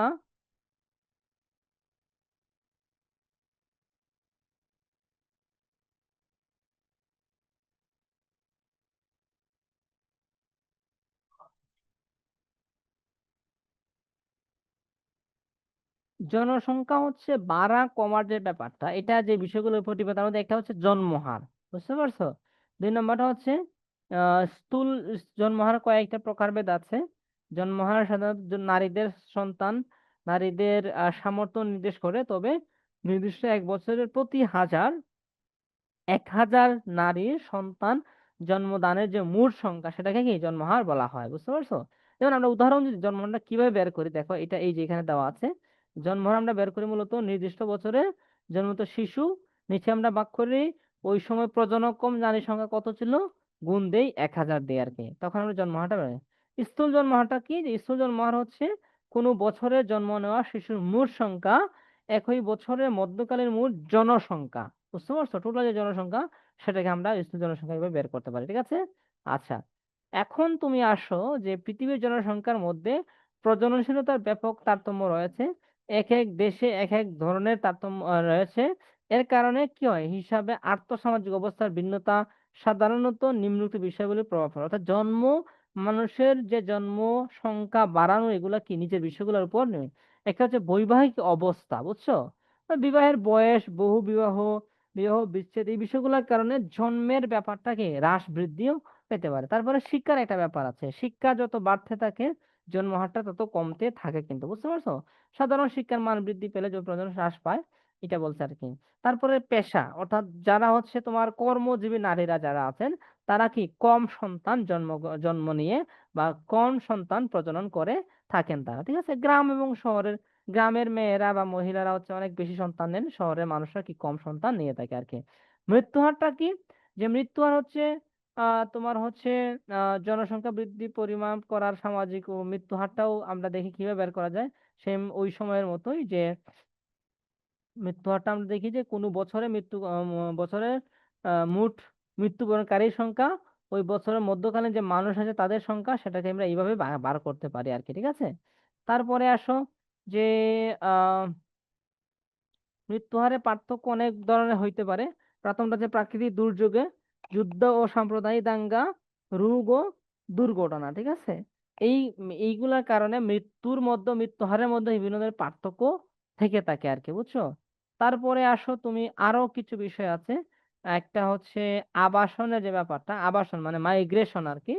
যেমন ধরো এক দেশ থেকে আরেক দেশে যখন মানুষ যায়, বা হচ্ছে প্রবাসে যারা থাকে, তারাও হচ্ছে আবার কি দেখা যায়, আহ বিভিন্ন সময়ে গ্রাম থেকে তারা বিদেশে যায়, ফলে তাদের জন্ম হারেও তাদের একটা প্রভাব থাকে। তারা কম সন্তান হচ্ছে তারা খুব কম নিয়ে থাকে আর কি। আবার যারা হচ্ছে তোমার বিদেশে যায়, তারা হচ্ছে আহ শুধু বিদেশে না, একটা জায়গাতে আরেক জায়গাতে যাতায়াতের ক্ষেত্রে অনেকে সন্তান নিতে চায় না আর কি, বুঝছো? আচ্ছা, এই যেখানে গ্রাম থেকে শহরে মোট জনসংখ্যা হ্রাস বৃদ্ধি, কাঠামোগত পরিবর্তন ঘটে আর কি, এতে সমগ্র দেশের জনসংখ্যা বন্টনে পরিবর্তন দেখা দেয়, ঠিক আছে?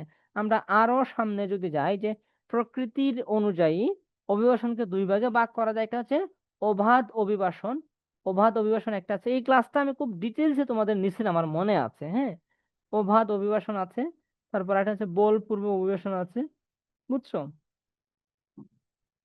তারপরে হচ্ছে আরেকটা অভিবাসনের ব্যাপার আছে, একটা হচ্ছে রাষ্ট্রের অভ্যন্তরীণ অভিবাসন, আরেকটা হচ্ছে আন্তর্জাতিক অভিবাসন আর কি। এই দুইটা বিষয় অভিবাসন আছে, আমার মনে আছে, খুব ভালো করে পড়াইছিলাম। অভিবাসনের বিভিন্ন কারণ আছে। হ্যাঁ, সেই কারণগুলো যদি আমরা দেখি, যে প্রাকৃতিক কারণ আছে, অর্থনৈতিক কারণ আছে, রাজনৈতিক কারণ আছে, হ্যাঁ, সামাজিক কারণ আছে, বিভিন্ন কারণে কি হয় তোমার হচ্ছে অভিবাসনটা মূলত ঘটে থাকে আর কি, বুঝছো? তারপরে অভিবাসনের সুফল কুফল এগুলো আমরা অতটা পড়তে যাব না, এগুলো তো গুরুত্বপূর্ণ না। হুম।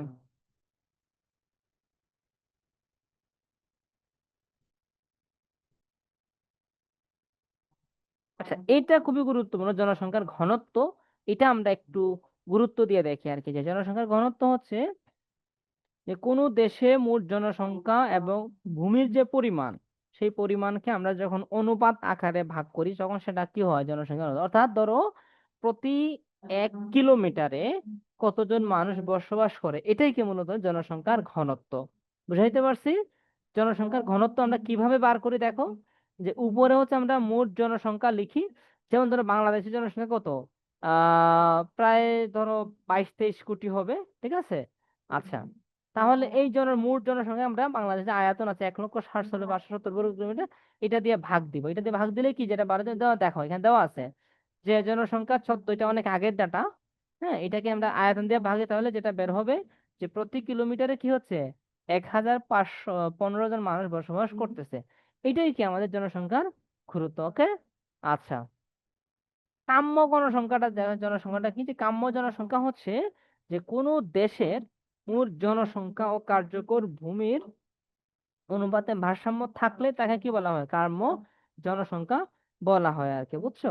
ওই দেশের উৎপন্ন সম্পদের দ্বারা জনগণের ভোগ সুখের বন্দোবস্ত যতক্ষণ বজায় রাখা হয়, ততক্ষণই সেই দেশের কাম্য জনসংখ্যা বিদ্যমান থাকে আর কি, ঠিক আছে? অতি জনাকীর্ণতা, স্বল্পতা, জনসংখ্যার বন্টন, এগুলাও দেখতে পারি আমরা। জনসংখ্যার ঘনত্ব, তার প্রভাবটা যদি দেখি, প্রাকৃতিক প্রভাব এক ধরনের আছে। প্রাকৃতিক কি প্রভাব, ধরো যে মানুষ স্বভাবতই সমভূত অঞ্চলে যেখানে কৃষি শিল্প গড়ে তোলা যায় সেখানে বসবাস করতে চায়, তাই পৃথিবীর সমভূমি অঞ্চলে ঘনত্ব সবচেয়ে বেশি হয় আর কি, বুঝছো? আরো অনেক কারণ আছে।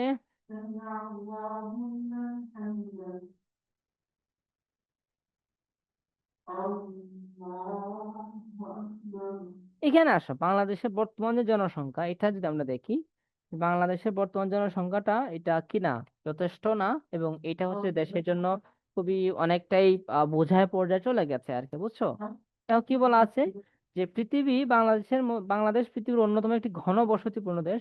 2019 সালে 1লা জানুয়ারি বাংলাদেশ জনসংখ্যা প্রায় 16,55,70,70,000-এর মতো হয়েছিল আর কি, 2019 সালে। এখন এটা তো প্রায় 20-22 কোটির মতো চলে গেছে আর কি, বুঝছো? ওই সময়ে কি প্রতি বর্গ কিলোমিটার জনসংখ্যা কত, যে 1,116 জন, ঠিক আছে?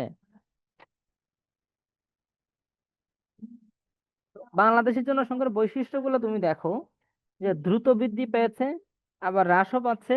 আয়তন ও সম্পদের তুলনায় অনেক বেশি জনসংখ্যা, নারী পুরুষ সংখ্যা প্রায় সমান, দেশের অর্ধেক লোক পর নির্ভরশীল, তারপরে জন্ম মৃত্যুর হার অপেক্ষা কম, হ্রাস পাচ্ছে, অধিকাংশ লোক গ্রামে বসবাস করে, উন্নত দেশের তুলনায় আয়ুষ্কাল অনেক কমে যাচ্ছে। হ্যাঁ।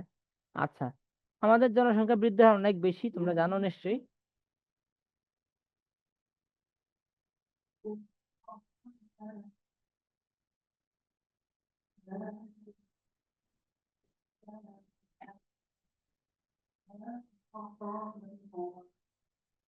আচ্ছা, এই জায়গাটা দেখো, যে বাংলাদেশের জনসংখ্যা জনিত যে সমস্যাগুলো আছে সেগুলা কি। প্রথমটা হচ্ছে যে অতিরিক্ত জনসংখ্যার কারণে আমাদের কি হচ্ছে, জমির যে খণ্ড বিখণ্ডটা হয়ে যাচ্ছে, অর্থাৎ একটা জমি 3-4টা ভাগ হয়ে যাচ্ছে, যার কারণে কি হচ্ছে, আমাদের উৎপাদনটা হ্রাস পাচ্ছে বা কমে যাচ্ছে। 2 নম্বরটা হচ্ছে মাথা পিছু যে আমাদের আয় আছে, হ্যাঁ, সেই আয়টা কি হচ্ছে, জীবনযাত্রার মানটা নিচু করে ফেলে দিচ্ছে, ঠিক আছে? মাথা পিছু আয়টা অনেক কমে যাচ্ছে, যার কারণে আমাদের জীবনযাত্রার মানটা অনেক নিচু হয়ে যাচ্ছে। 3 নম্বর আসো তুমি, যে অত্যাধিক জনসংখ্যা, যার কারণে কি হয়েছে, আমাদের স্বাস্থ্য সেবার যে মানটা সেটা অনেক কমে গেছে। তারপরে তুমি আসো জনসংখ্যা বৃদ্ধি। এটার কারণে কি হয়েছে? স্বাস্থ্য সেবাটা অপ্রতুল হয়ে গেছে। তারপরে মাথাপিছু আয় কম, সঞ্চয় কম, বিনিয়োগ কম, ফলে কি হয়েছে? কর্মসংস্থানও সৃষ্টি হয় নাই। যার কারণে কি হয়েছে? অনেক বেকারত্ব তৈরি হয়ে গেছে বা বৃদ্ধি পাচ্ছে প্রতিনিয়ত। তারপর আছে যে মূল্যবোধের অবক্ষয় হচ্ছে। জীবিকার তাগিদে মানুষের চুরি করছে, ডাকাতি করছে, ছিনতাই করছে প্রভৃতি বিভিন্ন সামাজিক অপরাধমূলক কাজে তারা জড়িত হচ্ছে। এটাও কি অতিরিক্ত মানুষের একটা বড় প্রভাব। তারপরে আসো যে বাসস্থানের চাহিদা বৃদ্ধি এবং জমির ব্যবহার বৃদ্ধি। এর ফলে কি হয়েছে? যে কৃষি যে ভূমি সেগুলা হ্রাস পেয়ে যাচ্ছে। আমি হচ্ছে আমাদের গ্রামে দেখছি প্রচুর কৃষি জমিতে কি মানুষের ঘর বাড়ি বানাচ্ছে, বুঝতেই তো পারছি।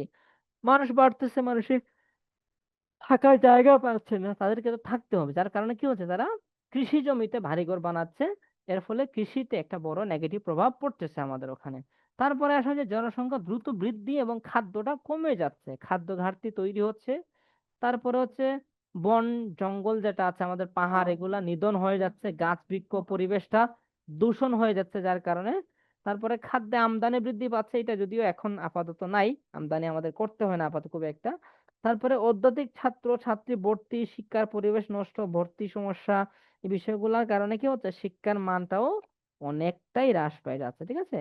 তাহলে বাংলাদেশের প্রেক্ষাপটে এই সমস্যাগুলো আছে, এবং এই সমস্যাগুলোর কারণে তার প্রভাবগুলো আমরা এখানে দেখতে পাচ্ছি। এখন আমরা আরো শেষে যাব একবারে, যে কি কি সমাধান আমরা করতে পারি। দেখো, বাংলাদেশের জনসংখ্যা বৃদ্ধি রোধের কি একটা উপায় যদি আমরা করি, তার মধ্যে কি কি আছে দেখো। প্রথমটা হচ্ছে যে জন্ম নিয়ন্ত্রণ পদ্ধতির সফল প্রয়োগের ব্যবস্থা, বুঝছো? এটা যদিও হচ্ছে অনেক কন্ট্রোভার্সিয়াল ইস্যু, তারপরে বলতেছে আর কি। 2 নম্বর আছে যে বিলম্বে বিবাহ ব্যবস্থা চালু করা। এটা খুবই মারাত্মক একটা বিষয় আর কি, বুঝছো? এটা যদিও জন্ম নিয়ন্ত্রণ কমানোর জন্য হচ্ছে বলতেছে, কিন্তু এটা আসলে না ক্ষতি হয়ে যাচ্ছে, বুঝছো? আত্মঘাতী সিদ্ধান্তের মতো হয়ে যাচ্ছে, অনেক ছেলে মেয়ের ভবিষ্যৎ নষ্ট হয়ে যাচ্ছে। এটাও হচ্ছে আর কি, বুঝছো? তারপরে তুমি আসলে যে বাল্য বিবাহ বন্ধ করা, এটাও ঠিক আছে। নারীর শিক্ষা ও নারীদের কর্মসংস্থানের সুযোগ সৃষ্টি করা, দেশের জনগণের চিত্ত বিনোদনের নানাবিধ সুযোগ সুবিধা ব্যবস্থা করা, ধর্মান্ধতা, পুত্র সন্তানের উপর নির্ভরশীলতা, বংশরক্ষা, প্রকৃতি কুসংস্কার দূর করা, হ্যাঁ এগুলা বলতেছিল আর কি, ঠিক আছে। তাহলে আমরা সংক্ষেপে দেখলাম যে জনসংখ্যা কি, জনসংখ্যাকে কিভাবে আসলে তোমার দেখা হয়, বিচার করা হয়, জন্মহার, মৃত্যুহার, তারপরে হচ্ছে জন্মহারের বিভিন্ন প্রকারভেদ আমরা দেখছি, স্থূল জন্মহার, স্বাভাবিক জন্মহার, মৃত্যুহারের প্রকারভেদ দেখছি। এবং হচ্ছে উন্নত দেশের জনসংখ্যা কিরকম, উন্নয়নশীল দেশের জনসংখ্যা কিরকম, বাংলাদেশের প্রেক্ষাপটে অধিক জনসংখ্যার কারণে কি কি সমস্যা হচ্ছে, তারপরে হচ্ছে অধিক জনসংখ্যার কারণে কি কি সমস্যা হচ্ছে, একই সাথে হচ্ছে তোমার হচ্ছে এই সমস্যাগুলোকে আমরা বা যদি হচ্ছে সেগুলাকে রোধ করতে যাই, কি কি করতে পারি, এই বিষয়গুলা মূলত আমরা এখান থেকে দেখলাম আর কি। হ্যাঁ, কারো কোনো প্রশ্ন আছে কিনা একটু বলো। আচ্ছা, আমি হচ্ছে মেজাবিনে 2টা প্রশ্ন দেখতে পাচ্ছি। একটা হচ্ছে বিম্ব বিবাহটা কি আর কি। হ্যাঁ, আচ্ছা, বিম্ব বিবাহ হলো এটা হচ্ছে, এটাও তোমার হচ্ছে হিন্দুদের একটা বৈবাহিক প্রথা আর কি। এটা প্রাচীনকালে এর বিবাহটা অনেক বেশি ছিল আর কি। হ্যাঁ, যে হিন্দু বিবাহ হচ্ছে যে প্রাচীনকালে হিন্দুদের এক ধরনের আচার, গুরুত্বপূর্ণ আচার, বিশেষ করে বাঙালি হিন্দু বিবাহ প্রচলিত ছিল আর কি, বুঝছো? হিন্দু বিবাহ, বিম্ব বিবাহ। আরেকটা হচ্ছে লম্ব বিবাহ। এগুলা তুমি কোথায় পেয়েছো? আমি তো পাইলাম না আর কি। আচ্ছা, লম্ব বিবাহ আরেকটা কথা বলছো।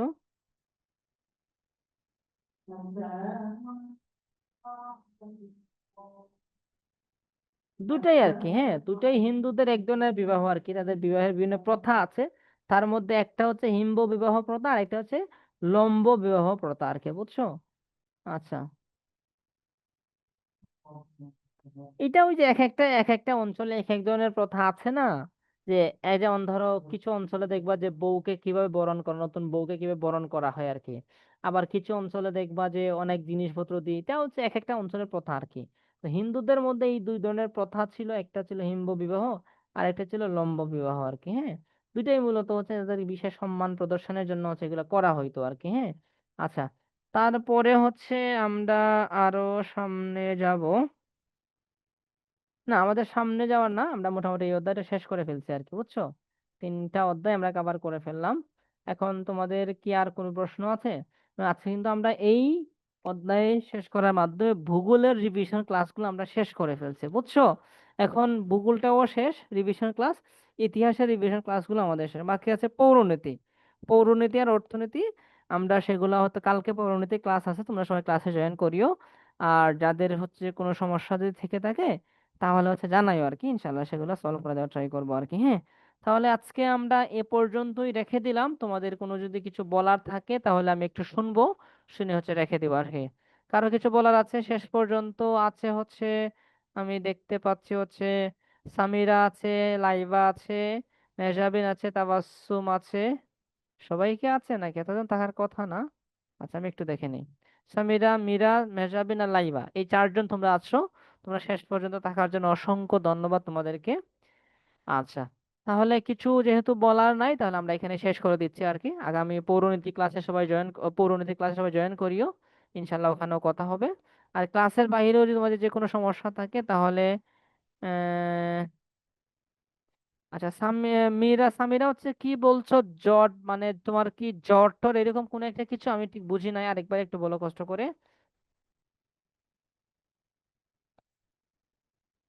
ঠিক আছে লাইবা, থ্যাংক ইউ ফিডব্যাক দেওয়ার জন্য। হ্যাঁ, ওই যে তোমাদের গ্রুপে মনে হয় ফিডব্যাক চাওয়া হয়েছিল গত ক্লাসের উপর আর কি, যে আলী স্যারের গত ক্লাস কেমন ছিল। ভালো যেহেতু লাগে ওখানে একটু বলিও, তাহলে আরো ভালো লাগবে আর কি। থ্যাংক ইউ তোমার ফিডব্যাক জানার জন্য লাইবাকে। আচ্ছা, মেহজাবিন হচ্ছে, না মেহজাবিন, আমি রাজ স্যার না, আমি আলী স্যার। এখানে লেখা হচ্ছে রাজ স্যার, এটা হচ্ছে চেঞ্জ করতে পারি না আর কি, বুঝছো? ওই যে শুরুতে টেকনিক্যাল ইস্যু হয়েছিল, একটু দেরি হয়েছিল তো, এই কারণে আর কি, বুঝছো? আমি রাজ স্যার না, আমি আলী স্যার এখন।